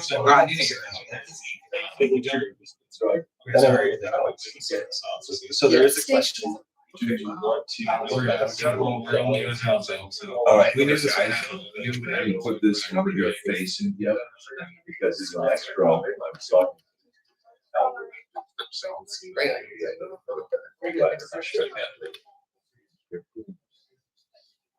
They're right, they're taking your goals. Well, that's where What can I do now? we're working on it. You're gonna write for the friends. All right. I think at this rate, we should try 3 each. We're not gonna get there this way. You gotta have that. Well, so as we think about. We haven't addressed order repairs and. Yeah. Okay. So I think it's not, I was thinking opportunities for. Community assurance standards. All right. It's established. All right. Where's my? So the overarching rules is existing. That's a goal. That's what I'm saying. It's a goal. Yes, that's what we're trying to back into goals. Yeah, that's exactly how you probably want to. If you have the ideas, it backs into the plan. But you start with the goal. It's good. Yeah, and that addresses. Yeah. That's a great. So then that, this comes out of the question. what, and we'll work on the objectives and how that's done. I mean, Or I say, I'll come back to you. that affordable seems to be market rate. The problem is you got it. If you get the kind of guys, it's just the fancy stuff. Right. To an extent. This is downtown is affordable. Or we just. Yeah, just see what they come up with. That good? Okay, that's. Yeah, infrastructure. No, mine, I had just some objections, I guess, but they were on the same path as the survey. I said increase the quality of roads, alleys, and sidewalks, improve the lighting and cameras on the main city thoroughfares, because we don't have enough. And that's what we really got knocked down. More service. No, we do. We just kind of. Oh, so you were immediately. Well, so, and we've been talking through a lot of our, shoot out towns, because that's a lot of work to start, and we back it into the.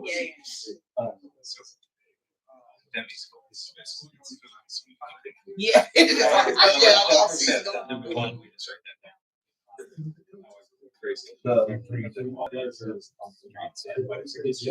Yeah, that's understood. That's very straightforward. It doesn't continue, because that's something. No, it's never gonna come off. Wow. I said. Trying to do it in a way, right, so that we don't dump so much money in on once all those roads fall apart at the same time, right? So it's potentially a matter of publicizing what we're doing. Yeah. Because unless it's in front of someone's house, they don't speak, right? So anyway, we'll see that when it comes. Are you guys still on number one? We We did housing, we definitely got did housing. housing, Can I talk about housing thing? So I had written down. All of those is. And one of the beautiful things that came out of the Pleasant Housing Council meeting, no, I don't know why I would assume you were there, you. But was a couple of which, but one was Cecilia Bailey from. What's the open message to pay? Would you be interested in taking this break? So we do it where they want. I'm gonna send you that. You got the whole email. So Fun. Social worker and library. Such a name, and then we have time and share with us. So much. She's already. She and I had surgery. We were gonna have a meeting today. But. I do, yeah.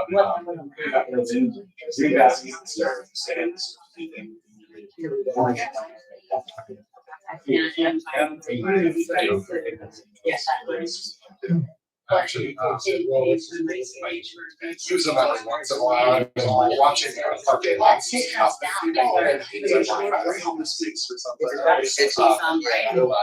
Great. And then they would address me every day, which is. With the house of cards, Right. yeah, we got pretty good pictures of them. So, the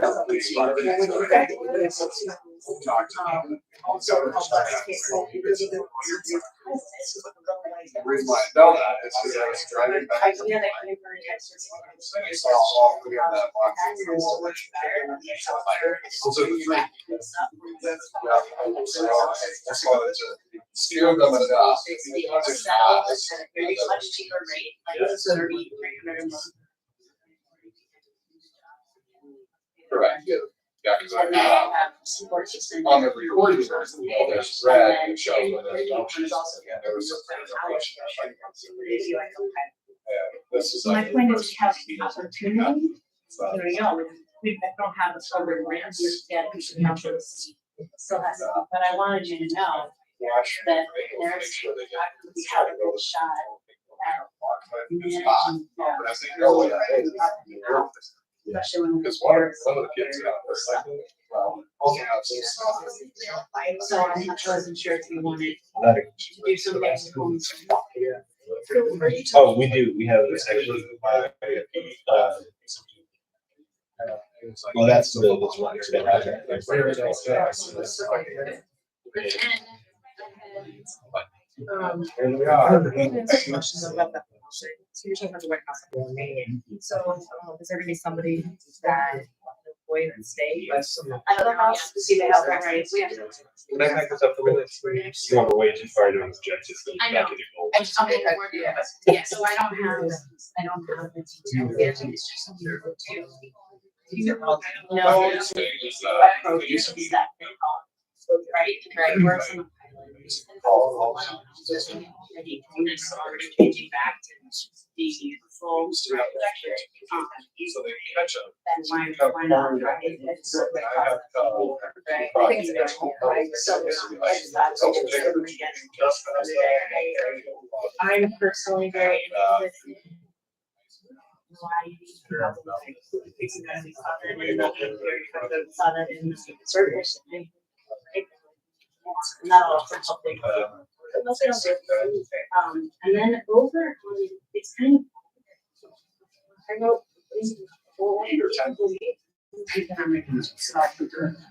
Well, state of Illinois, like 60 years. The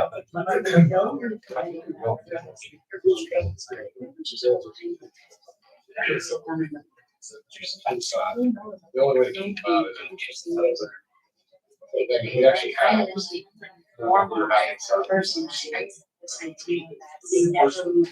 They won't be opportunities, right? There's stuff from the CEO that is not has to start teaching agenda, stuff from the federal government that you can start with, haven't taken it in.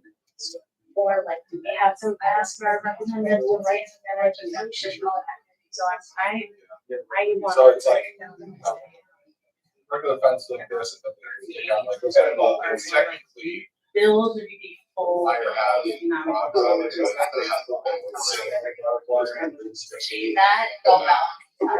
think it's otherwise.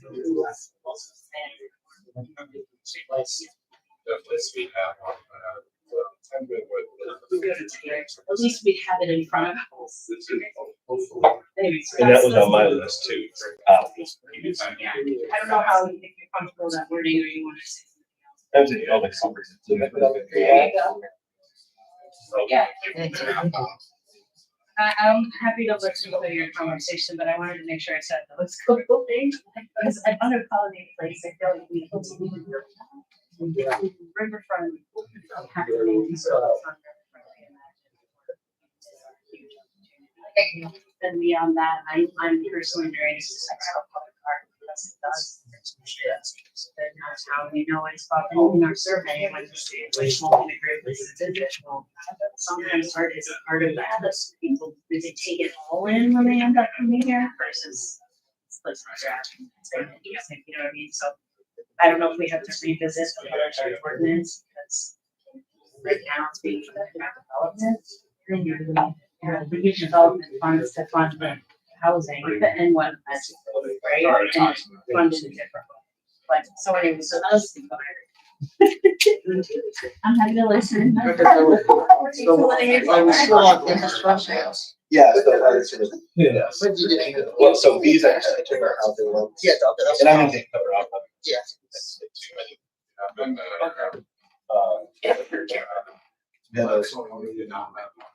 Streets and sidewalks. Okay, so what do we have for infrastructure? It's to be our first one. Oh, I said, continue to increase the quality of the roads, Alice. Improve the lighting and cameras. Hey, they're very big ones. I think you know about that. I think broadband is just, we don't have enough. Well, and that's, I'm not sure. I know. Oh, I forgot you are, but there's certain places too, they'll be leaving. And I was like, well, great. No, you haven't. I'm gonna ask you a question about that. Yeah, no, you haven't. I I think that as we go forward, to make our parks safe, we need to have some eyes. That's just. Well, and I always.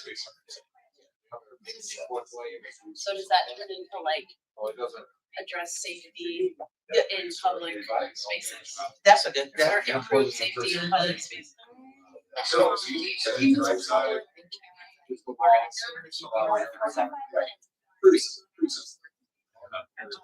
No, we're just gonna say improve safety in public spaces. We're not gonna say. Yeah. We're let them come up. And that will do that.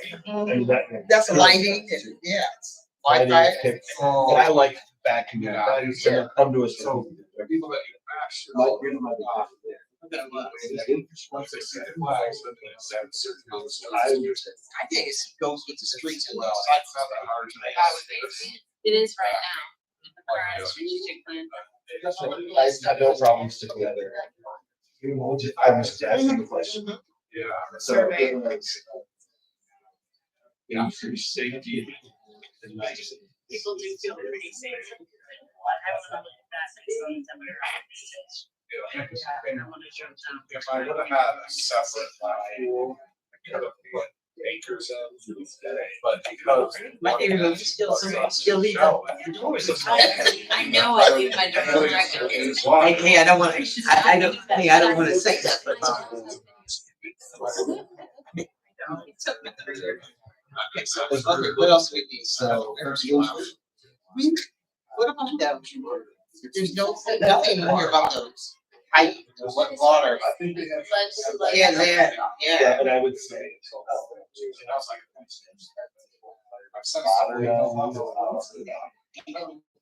Model infrastructure. Yeah. That's all snow. That's not grass. Yeah, we don't know, it's just raw. We don't know, they know where they're at, but I noticed it wasn't a soil. We might not have any money. I know. It is that, national. People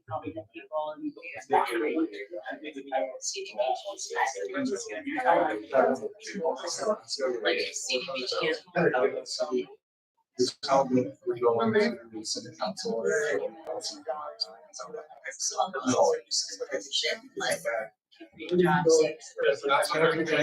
Either that or they got I don't be joking, I believe it. I'm not for it.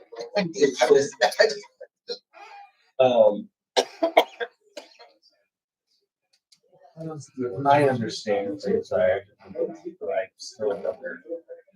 I was a attorney, like, I was a attorney. I think, but yeah, but under econ. I think it's your old system. And it's not, it's not just people, leaving, people coming in. We're coming in economy, so we can trip to come down here and stay on the Mississippi River. I Yes, I think the one I said, I want to get back. It's so funny. So it was a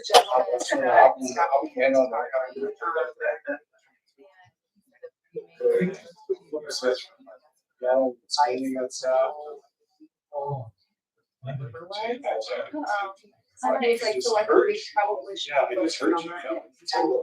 Yeah. I mean, this is the city is there's amazing.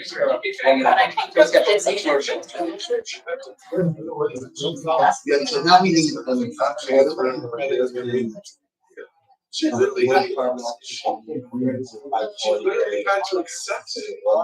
So we have decided. Yeah, that project is still. So I think if you said under infrastructure, like pursue resilience, environmental resilient infrastructure. Yeah. Opportunities, that'll help us to The house, everything. And then again. pursue Yeah. environmentally resilient infrastructure.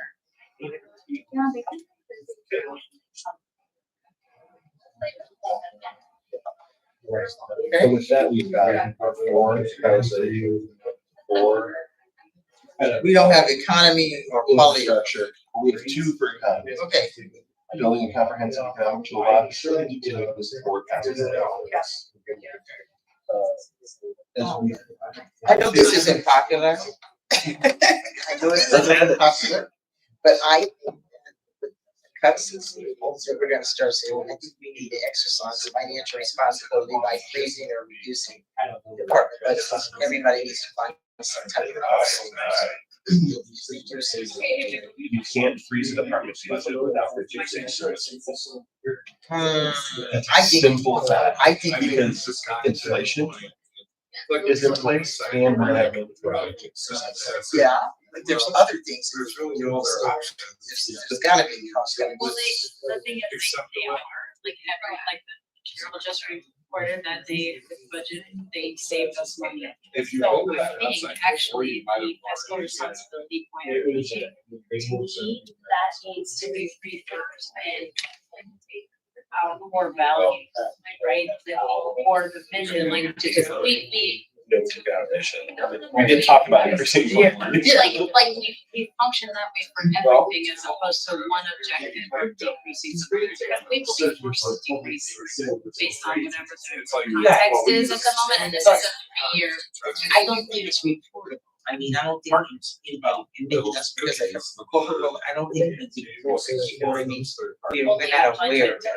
Yeah. When she says we only grew the budget by 1% or because of the savings that directors found, that's how she said it. This is why we have budget reserve. I think it's there, it's just that they get treated a lot, you know what I mean? So I was looking at Rockford. Rockford saved a lot of money just from going black and white, not color, different things. Oh, Yeah. yeah. They reported it in the. Oh, I see. Yeah, no, it's not bad to replicate what Rockford's not. It's not bad to replicate. No, what that's how Rockford has Rockford done. did it, I think. So can we make it a little bit like Yeah, I'm all for implement? but I think during that part. Yes. I have so, He said, they have. Or things that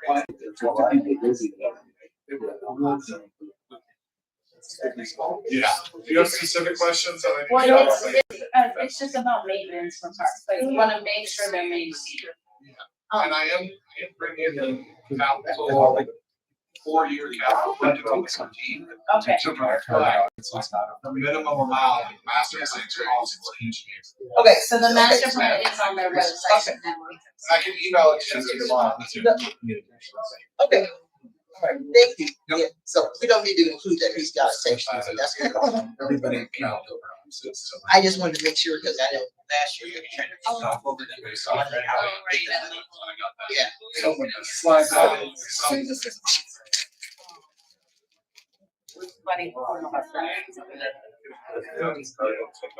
So some kind of like maintain community updates to maintain the community engagement. Overall, because that gets us to.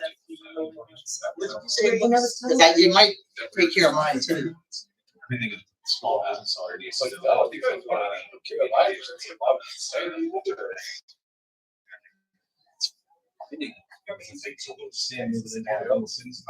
that's why we say. Well, and they don't that's, you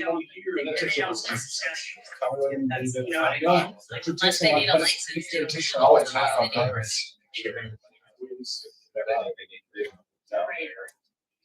Also, I think we need some type of quality of place to address volunteers. I think volunteers. Can we put that under continuous, like, for our efforts for social infrastructure? Because that's our connection with one another. I think that's great, and it connects to some things I didn't have here, but, I've done research and was starting to put together a program to allow that they start a child savings account. And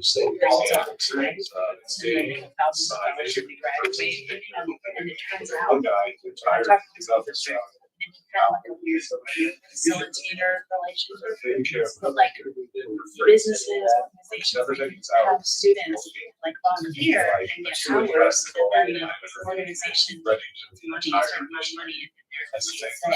Once they get right. But which you need to have a social security. I don't know, but Because that would be well, a you have to problem. be involved in there's more stuff I can actually pursue any decisions. But it is. So the state already has a program. Anybody born after January is free to go start CSA, which I was able to help. So all you have to do is help the physician go in and tell their patients the science. And then we could Do you need to hang up? I need to hang up. So I don't know where that's by that. Oh, because that's like social infrastructure. And that's probably what. Did they have support? Continue to increase the quality of roads out. Yeah.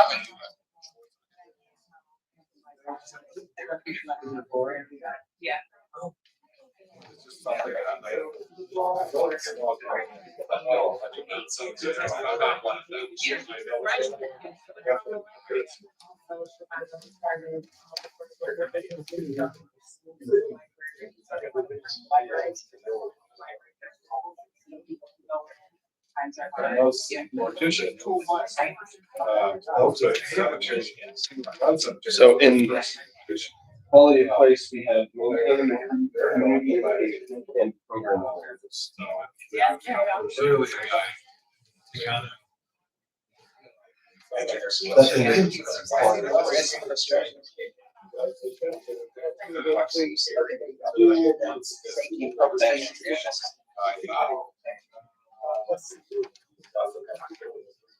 Quality of place. Quality of place we had. Oh, the riverfront. Yeah. So that's kind of the last one we're sort of working out.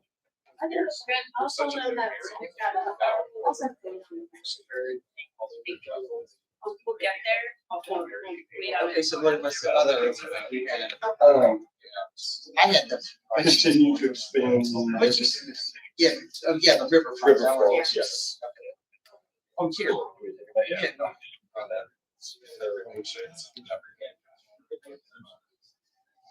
And it's more affordable. And the other thing I had under the quality of places was a big inclusion and I had established a downtown cultural markets where everyone, make it a day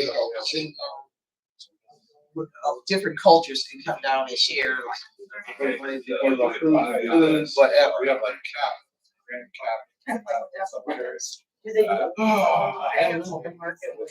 Oh, they got a market. And this is just like one day, it's like a whole, it's called like a cultural fair. So that's how.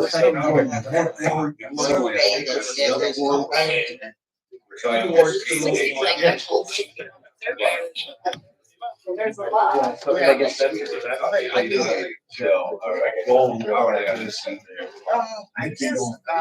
Ryan or, you know. Want to put that up for you? Promote. All right, can I close this now? Everybody done? You got one more? Promote community enrichment or something like that. Get your idea out, we'll refine it later. Yeah, we're trying. It's very difficult to separate the goal and objectives. Yes, it is. But there,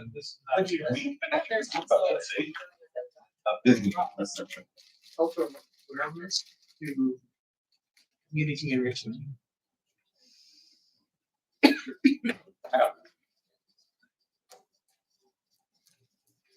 do you feel about that, Dan? Thanks for answering. Hey, road master. Is that happiness? All right. okay, we're back. We are back. Well, that was, I hope you had fun for the last hour.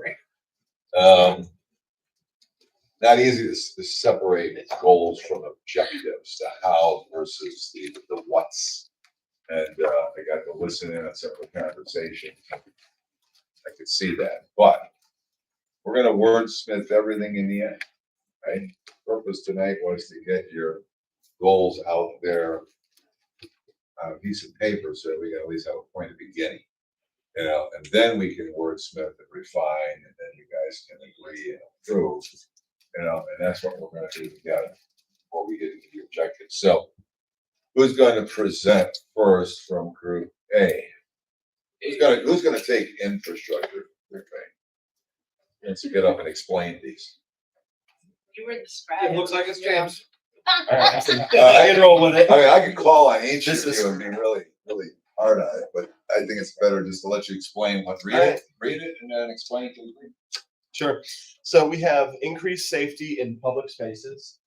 This is a focus on things that would be both looking at different sites that need improvements or opportunity, cameras, lighting, any sort of opportunities to make those sorts of improvements. But think about it in a big picture kind of way. Modernize our utility infrastructure. That is very intentionally thinking about South Slope development, the lead piping. I mean, the initiatives that are already underway, but think it is very much calls for a goal. Question. Yes. We have a lot of old water. Some of it put in during a period in history where the quality of water main was poor. And they cause water main breaks all the time. We have 4 or 5 this week already. Oh my God. Yeah.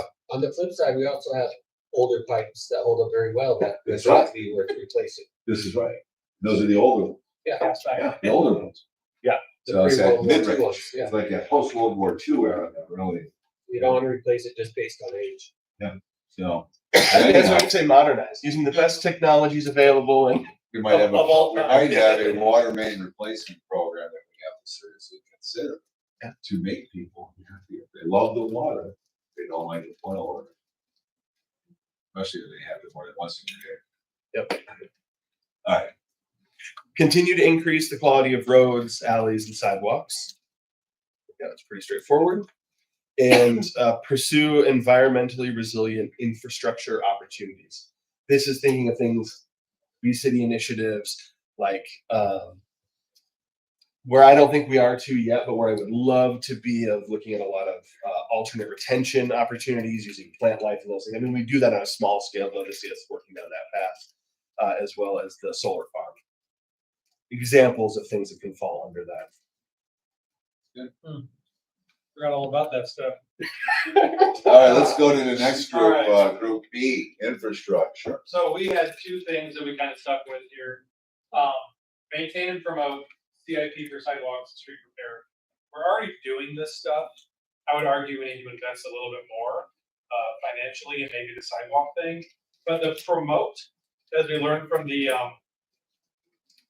survey, people don't know things are happening. And so finding a way to promote that these things are happening, to celebrate the wins. The other is make Moline more walkable to improve access to transportation options and economic development. So this is a long one.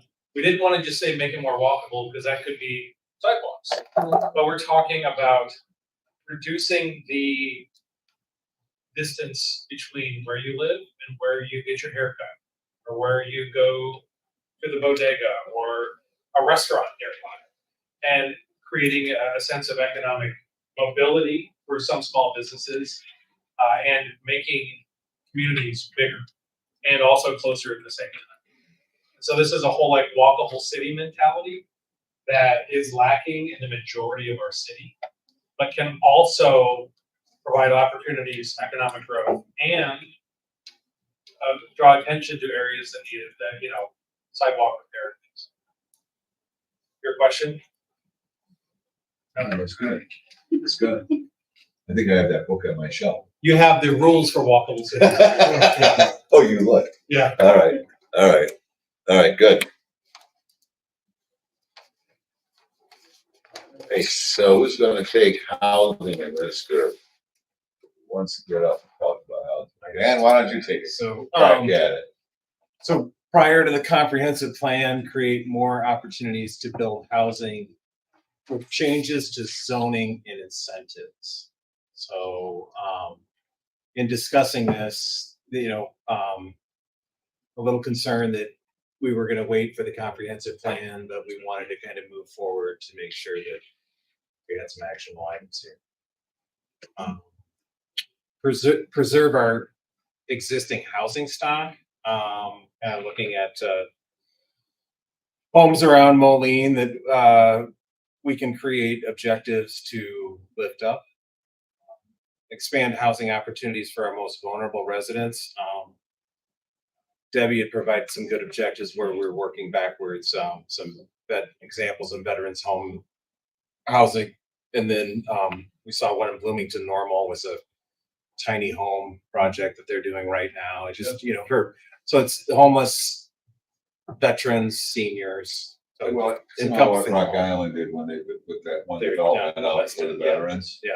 Yeah, it was a great project. And then expand opportunities for low income housing solutions. Pretty broad, right? But- Goals are meant yeah, to be, yeah. right? Yeah. Meant to be broad. Okay. All right. Group B. I mean, I'll do it again. Alright. For housing, we put address homelessness through partnerships and programming, and that kind of stemmed from an idea or a conversation that we had just about an idea like maybe having a social worker at the library, or just thinking of different ways that we can partner to provide access to housing for everybody. Stabilize and improve census population trends. Alderperson Timian wanted to increase our population by a 5% margin. But not only, we kind of were talking about like maintaining and like stop losing, our younger population, but then also maintaining.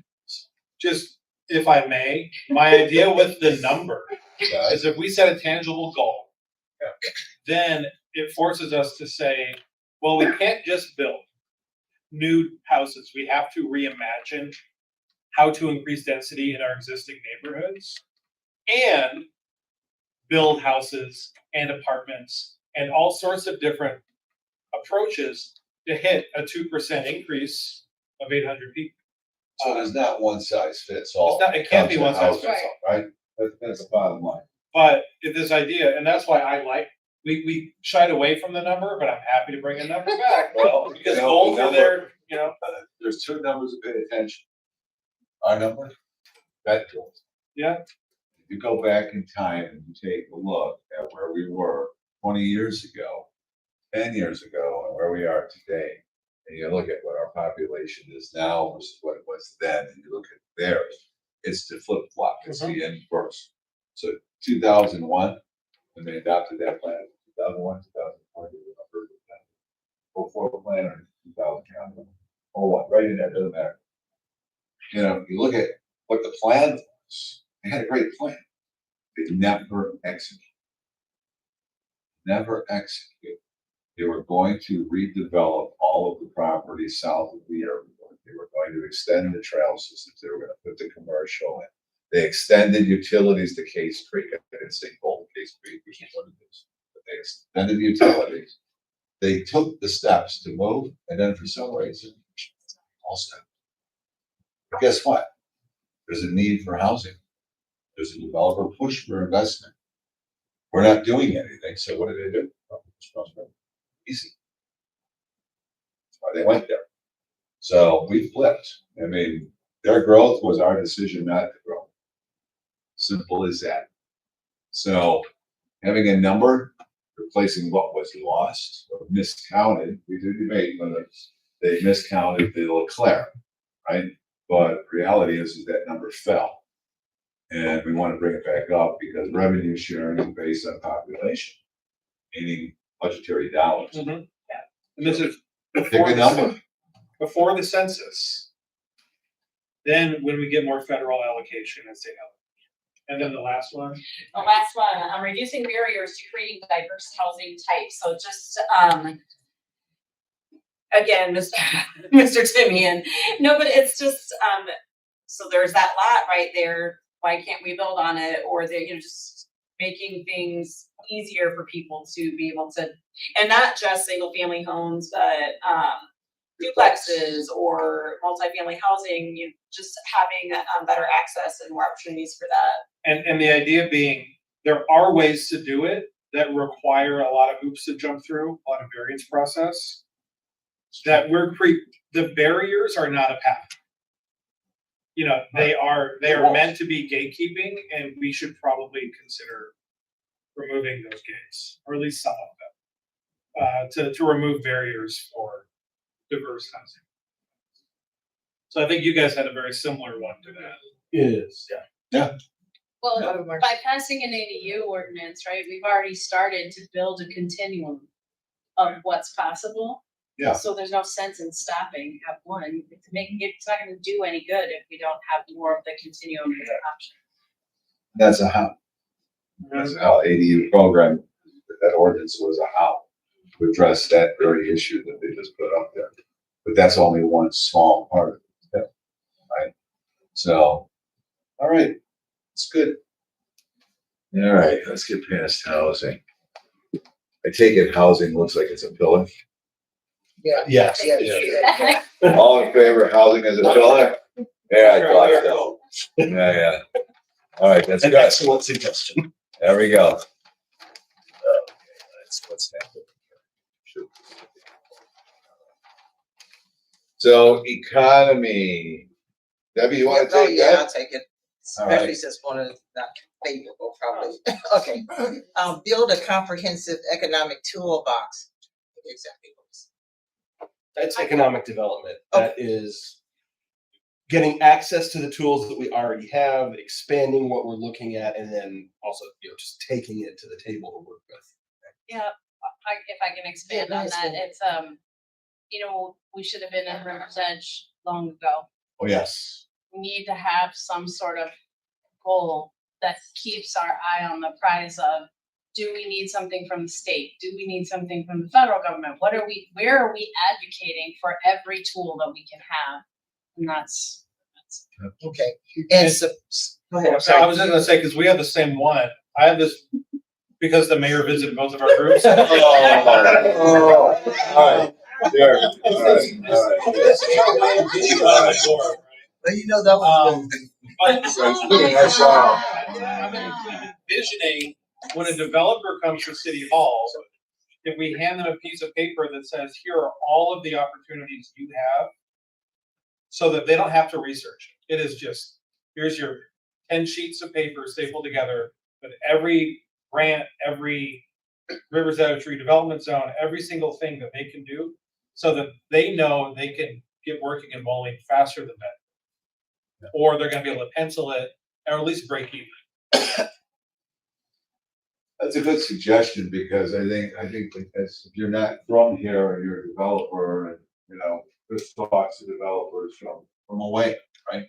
People who have an interest, and there's not one place they can go to gather all the information, right? I think our website at one time, many years ago, tried to do that, but I think it's been sensitive.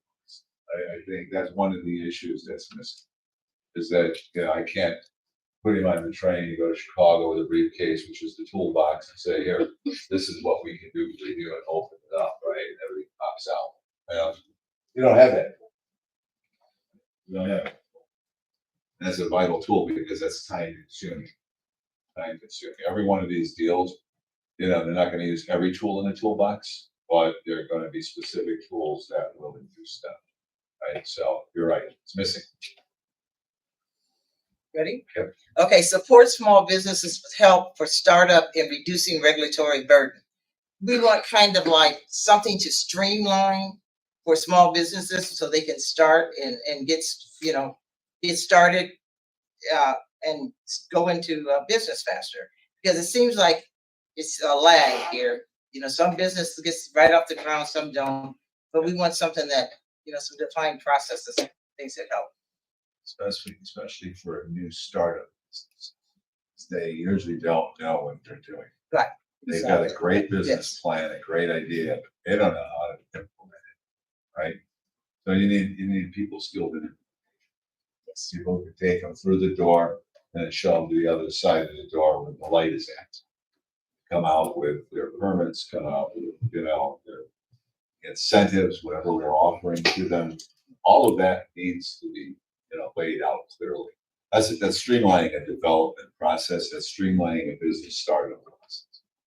So streamlining our business processes, you know, to support small businesses or any business. I think that's what you're talking. That's exactly what I wasn't. It's that, and if we have a rule that pops up, I mean, if there's an ordinance and they say, hey, that doesn't matter. Like maybe once upon a time it mattered, or once upon a time was thought to matter, but maybe it even didn't then. Let's just take it off the books. Let's, you know, we have stopped our comprehensive code review, but I think this is one area where there's definitely an opportunity. Like if we stumble across it, just take care of it. Okay. Have you seen that, Bill, working here? You've been here, what, a year? Is it really a year? And shoot, Chris, you send it to me and tell me what you want, I'll write it. Yeah, right, and just capturing all of that for having those tools and that experience, but it's so much holding, so we're getting maybe one side to the other, but it's, we need to take it from a hand-holding curated process to a formalized curated process. So it's a concierge process that is easy to absorb without taking too much in. Yeah. Because we spend a lot of time over and over again trying to get the same thing done because we don't have that streamlined process in place. And these tools are unique. They're all unique. The Texas Roadhouse deal was very, very carefully crafted and scripted for them. Yeah, so you can't avoid all of that. Right. But we can. But we can for some reduce of these things, I mean, they should be able to, you know, start a business downtown, for example, in the existing storefront, without finding out that they've got 6 months worth of repairs before they can open their doors. That's a huge issue. Right? So we want to avoid those. Those are the kind of messages that we don't want to. Right. All right. Okay, and this one is not a criticism, and I'm gonna say that because I'm pushing for this.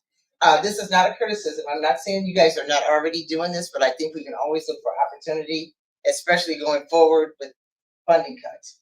Implement cost-saving procedures across the organizations. Just better reporting, letting us know how you're saving money at the end of the budget or whatever, but looking for those opportunities to save whatever you can save. But I'm not saying that you're not doing a great job, okay? Okay. Yeah. Cost savings measures. Probably do it, don't even report it. Yes, I think you That's the other side of it. We do a great job of, I think, internal reporting. And some things we report on more than others. Maybe cost savings, we don't report on a lot. It only, I was saying, it only comes when Carol says, okay, so we have all this money because the directors did a great job. Yeah. Literally, I think that's how you say it. Yeah. And that's like once or twice a year. Yeah, you know, that's so true. but also I think this group chose to put that down very formally because sometimes you just have to put it on paper for it to stay in front of you. You know what I mean? It's not like you're not doing it as Debbie was saying, but just it speaks to it being something of importance. And then we don't have to say in the mission and vision all over the place, we're going to be fiscally responsible. That's a given. Like it should be a given. You know what I mean? It could stay in the core values, for example, and then it shows up here as an overarching thing. But we are more than that. Do you think there's also, I want to celebrate saving money? And if we have that extra $500,000 plus, where did it come from? Let's celebrate that parks save some here, engineering saves some here, parks saves. Yeah. I think not just with us, I mean, I think it's also important to get that out to the community so that they can see that we are being fiscally responsible. So not just reporting it to us, but making sure that. You know, on the flip side knows that too, too. I mean, there's the saving money, right? It's the saving money. Fiscally There's the responsible, making but fiscally responsible, right? fiscally responsible, not just saving. So you guys get a report that Drake sends out for me, and you guys get your hands on it, and you can see permit valuations growing up, and you know those are permit dollars coming in, right? And we're doing fantastic, and then you see the valuation increases happening. You know, as much as you're saving money, You have to spend money to make money. And the time we spend chasing down all that permitting and doing all that work isn't free, but it's generating an increase in values, which is allowing us to reduce our property tax. That's what we've been doing. Well, school district's going one way, we're going the opposite way. And the reality is hopefully those scales stay balanced, right? So that people don't start screaming property taxes are going up. Because when they go up, I always remind them, don't look at the city. Ours are going down. Okay? So we can look at that two ways if we will. We'll look at that from a reporting standpoint. Okay? Okay, and the other one is continue to support passenger rail service. Moline wants a train, we need a train, and I think that should be our message. Because I think they owe us a train. They do. Well, so, Mr. Beatles, I think it's a good time for us to give a small update that I don't think we gave written wise, which is just simply that after having that press conference in the spring, right, with our leadership representatives down at the state, they did go to work for us. They worked really hard to put funding into the budget, and Senator Halpin got it there. He got it through the Senate, a funding gap situation where we were getting something and not just Chicago Transit getting a bailout, right? The House killed it. And I'm actually really proud of both Senator Halpin and Representative Johnson for not voting for this budget because we didn't get what we needed. Yeah. 300 million he got into the budget specifically for the direct route between Chicago and downtown Moline. So as opposed to this Galesburg, right? Call that the alternate, guys. Yeah, Don't let them sell that to you. That's an alternate. So know that they continue to work, as you mentioned, veto session, right? Yeah. So I think this should stay there personally. It should stay there, and you should know that there has been significant work done to kind of find an Illinois solution to an Illinois problem. And just keep our foot in the gas pedal. It's gaining momentum. It's gaining momentum.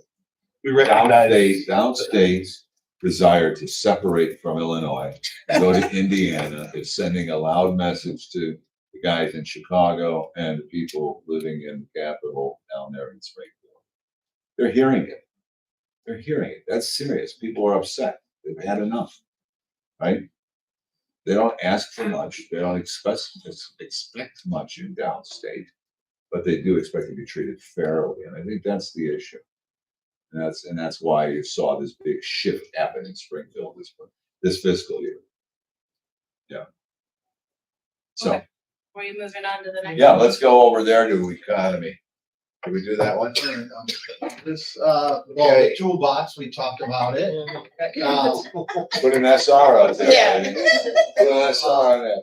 Oh my God. Well, I won't forget. See, we already had that written down before she came to us. Oh, really? Yeah. So reimagining the riverfront development, making that a priority.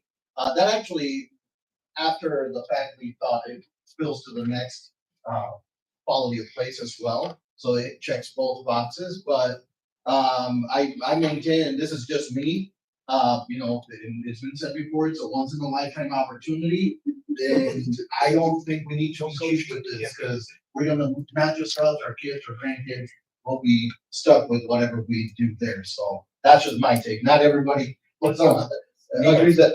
Okay. But that's me, and I'm very focused with the area by the bridge.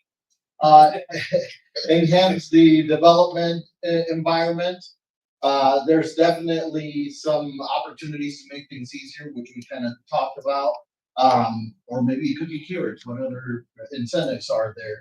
And do we need to change something? We talked about the Public arts. Public arts, correct? Thank you.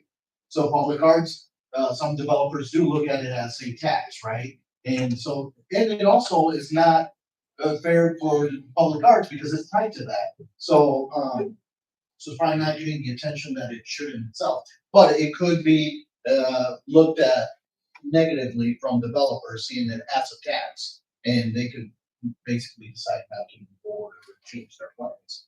Also providing programs that increase economic opportunity for our residents. This is in line with, not only like our internships, that could be opportunities for, the next, generation of employees for the city, but also stuff like our Level Up program, and maybe even looking at grants and opportunities, so partnering with schools on, some state, funding, there was, maybe we Child had a- savings Child accounts, saving, thank you. financial literacy, and everything that we would love to be able to provide if we have the resources. Exactly, and I'm of the big belief that if there's resources out there and we can bring them here to our community, then that's not just good for our residents, it's good for the whole community. So, just kind of keeping that idea and just that as a priority, because there are people who are of the mind that the city should only provide some of the basic services, utilities, this, that, the other, and that's it.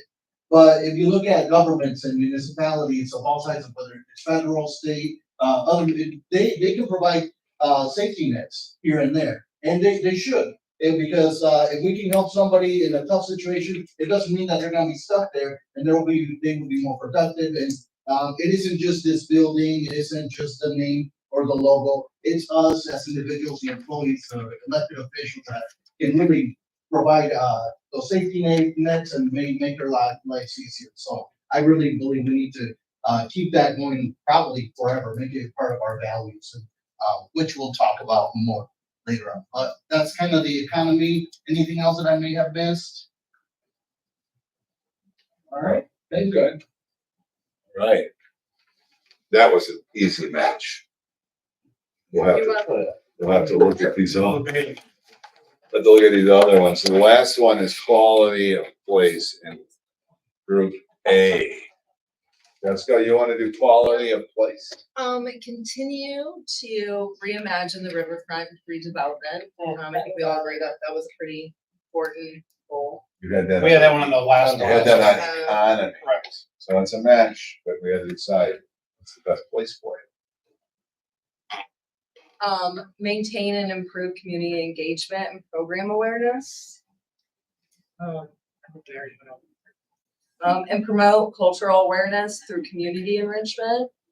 Debbie had brought up maybe like marketplaces, stuff like that. Public marketplace, is that what I'm saying? No, more like a cultural day or whatever, where all the different cultures can get together and promote their Kind self. of like International Women's Day, or We they tried, had the big cultural show where all local women from around the world could go out cities. yeah, there Were there showing is off native interest, costumes. there is interest, oh yeah, that was through World Relief.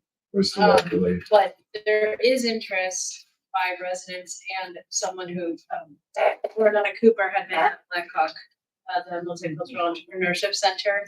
And there are people that want to support the very, very small entrepreneurs from varieties of marginalized communities or just newer communities, new Americans, et cetera.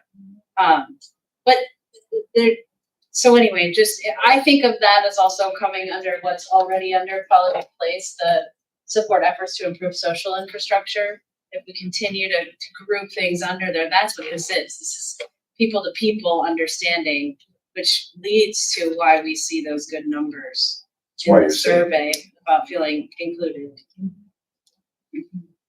so reaching out to those, the shadow groups, I call them, people you don't see out and about too often. They're all over. They are everywhere. These people from all over the world. You just have to look. Take the time to look and find. What are they doing? Looking for opportunities, looking for ways to participate, looking for ways to engage. Happy to be here. They're doing a lot in their own communities Yeah, of but, New but Americans. not outside. Correct. So it's a So- process, It is. making space for all of that, but Yeah. if we don't prioritize social infrastructure, then it's So, maybe less likely to happen unless some organizations takes it up. so you're saying social infrastructure here under quality of place. That's where we have it currently. Right. So, and that's an existing goal, you know, improving the social infrastructure or fabric of a city, right? So, I mean, that's some of those old goals that are there may need to continue. Because keep in mind, our current plan runs through the end of this year, right? In terms of what we're doing and what's budgeted. But then for 2 years past this year, we have a budget, mostly in capital side, that is really geared toward those existing goals. Many of them are going to move from one plan to the next. We're going to share those with you because they have to, because we're already committed in a lot of cases. In cases we've got contracts that we're working on. They're the ones that we're telling you we should get rid of because they're really not city goals, right? And then there's the ones that are going to be completed. They'll be the ones that don't get completed. So those are the ones that you have to decide who to move forward, couple with what's here. So I know the hour is past 9. I promised you 9. So now the question is did we finish over there? Quality of life? All right, so there's two. Quality of place. First one is beautify more. It sounds too big. First of all, though you put it on it, what is beauty? Can we define beauty? Can we define beauty? No. It is an inner feeling, right? It includes everything. It is all inclusive. Say, for example, when you walk in the neighborhood, if everything is good, it's sidewalk, it's trees, it's lawn mowing, then what do you say? Wow, right? So I want to see wow feeling across the city. Wow factor. Okay. Facade needs a wow factor. Wow. Well, we kind of talked about like the bridge down there in Spiegel and how that's the first impression of what people see when they come into Moline. So it's kind of like making the Moline a place where people want to live and stay and visit. People come across that bridge and I'm telling you, they go, wow. Yeah. And every time I see it, I go, oh. I mean, I mentioned the broken window theory policing. But you start with a broken window that isn't repaired. You get the idea it's okay to break a window. So more windows get broken. And then no one mows the lawn because no one's on that street anymore because they get the impression it's unsafe. And then it spreads. And we can fix that, and that will reduce crime as well. Because there are studies, as the chief can attest to, that show that when physical environment improves, crime goes down. Yeah. And so this is all encompassing, but good wow, not bad wow. Sorry. And then the other one, Yes. I think the basic encourage and expand neighborhood groups and partnerships. This is a supporting, I think, goal with the other one. Yeah. It's a little bit into the how that we beautify our neighborhoods and Moline. The city can't do it all. We need to help facilitate that within residential, neighborhood groups and empower them a little bit more with more tools to do.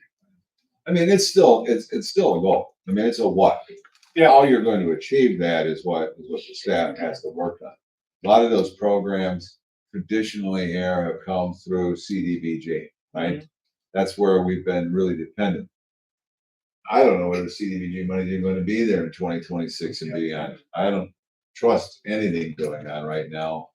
Depend on it. I guess I wanted to address that briefly. It's a serious issue. In the context of this, I think it's good that we are making a strategic plan that can last and be strong with whether we have the funds or not. Like, right. I feel like we should keep putting this together whether we have the funds or not, because we can always pull back from the goal we set out there. Right. Right. But if we don't even give ourselves a chance to be visionary or future focused or whatever, then we're not moving ourselves forward. So it is a reality. That's another email I just reread. I was telling them that I saw KJ's emails that said that budget does not include CDBG or home funds. And that, from what I recall from back in January, that's like $800,000 or more. $874,000 and change. Like, it's not, there's no part of our budget or our strategic plan that wouldn't be impacted if we lose all of that money, right? That's correct. But we shouldn't set our bar this low within strategic. When we scale our objectives, you know, Yeah. scale our goals. There you go. Scale the objectives, not the goal. That's right. Cool. Very good. Should write that. All right. So we've got them all up here at this point, and I know it's late. I think we can actually sit down. We can match these up rather than making you do it. Let you get out of here so we can get some rest tonight. Can we work on this? What is that? The mission statement versus vision statement as, because we do some. You can dissect it if you want. Well, I mean, I wouldn't mind doing like, in the interest of time, but also trying to make space for people to write down what they're thinking. We kind of did it. You already talked about it? Yeah, we already did. Yeah. Okay. We did not. We didn't get to that. Oh. Well, do you want to stay Hours and late. talk through that? Or we could do this, everybody get on a similar page and staff or I or somebody could compile and we could talk about it during miscellaneous at some. Is there, let me ask the question, I'll play devil's advocate. Is there an overwhelming desire to change our vision statement by this group? How many say yes? How many say let's change that vision statement? We only took out 2 words, didn't we? 3 words. I mean, you could take out one word, you could take out a. Well, we addressed that, we changed it in the mission and left the vision alone. Yeah. Okay, yeah, the mission is where I. There's have our mission. Thing too. All right, Can I and again, there's make the pitch? what does the city do? Who does it serve and why does it matter? Pitch time. Okay, the one thing that's in here, which is not something we should be dismissing as a core value, and not something we should be dismissing as part of what we do, is the financially responsible manner. What the city exists for and the purpose of our being here is not to be financially responsible. That is how we should do it. That is an important part of everything we build up. I think at the end of the day, we thought that just going back to the mission of Moline city government is to provide quality and efficient city services and create a sustainable city. It is simply paring that back to sort of where we had landed in that conversation. I would agree with that, and what I had written down in my homework was taking a play from the Illinois Municipal League handbook that says, we are here to provide for the health, safety, and welfare of our community. And so and that those kind to me also lined up well with those things, right? It translates down, it continues to go down the chain. I thought to myself, well, the health, safety, and welfare of our community with responsibility and sustainability or whatever, but this makes more sense, how we still have that there. So I personally could be satisfied with just the removal and the way you just said it. The mission of Mr. Schmidt. mission I of just Moline liked- City I government like is safety to and welfare provide because it's- quality efficient city services and create a sustainable city. And then we left it in the vision because the vision is about the aspirations, about what we want to achieve. And I think that's a much more critical component of the vision. Yeah, there you go. And again, because we didn't lead with it, right? We led with we're being a leader and we're doing that, but we are providing excellent and fiscally responsible services. Yeah, it felt more there. appropriate in how we are thinking forward about ourselves than in how we define ourselves. He sold I it to get us. He sold it to How us. many people Are did you he guys- sell that There you go. marketing campaign to just? I agree that the vision has that, but I like more the aspirational. We don't even have to mention services. I don't know, there were some words besides being fiscally responsible. Can you go on the mission? Go back to the mission. Financial, providing efficient services and creating sustainable.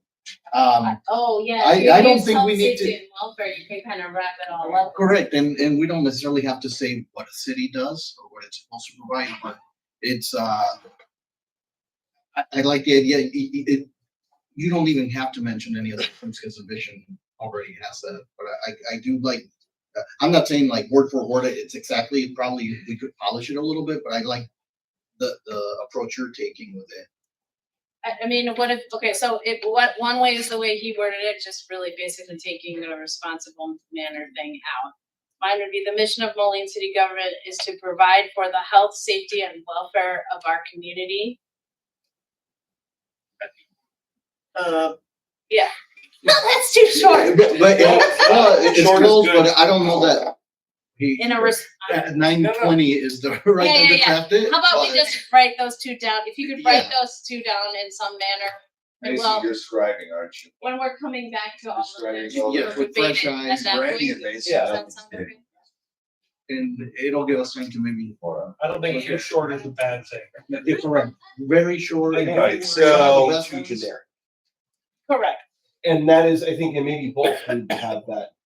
Is it the Moline, or is it just the responsibility of any city government? What makes it Moline versus a city government? That's probably the problem. But on the river at the end. Between two rivers. This is why we're doing this. All right, all right. Is that all you need from us? I think before that's you can enough. Put something together? We will take and we will pull all of these different ideas together tomorrow or sometime the next week. Okay. Start putting them all together and then kind of like give you a quick look at what it looks like. And then we'll have to wordsmith this so that it actually kind of fits into a publishable strategic plan. Yeah. Right?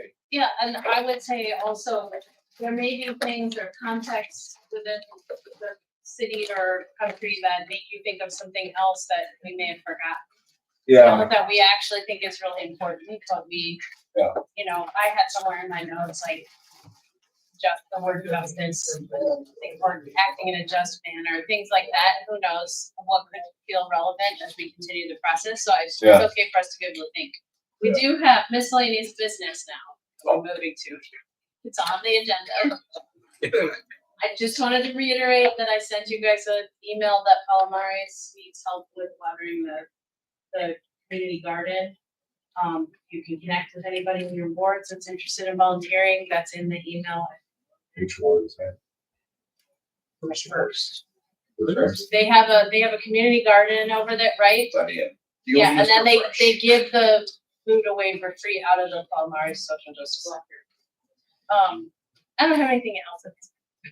Oh, looks like they put a native garden down there too. That's all I have. Yes, Yeah. the wild ones got money from Cerritas. That's all I have. Murphy, finished. Nothing else. Thank you. Can't Nope. names. I'll try if I do. Okay, any of that, is there public comment, anybody? All right, there's no executive session, I need a motion to adjourn. Second.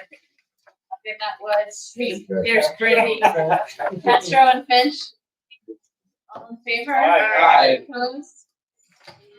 Thank you.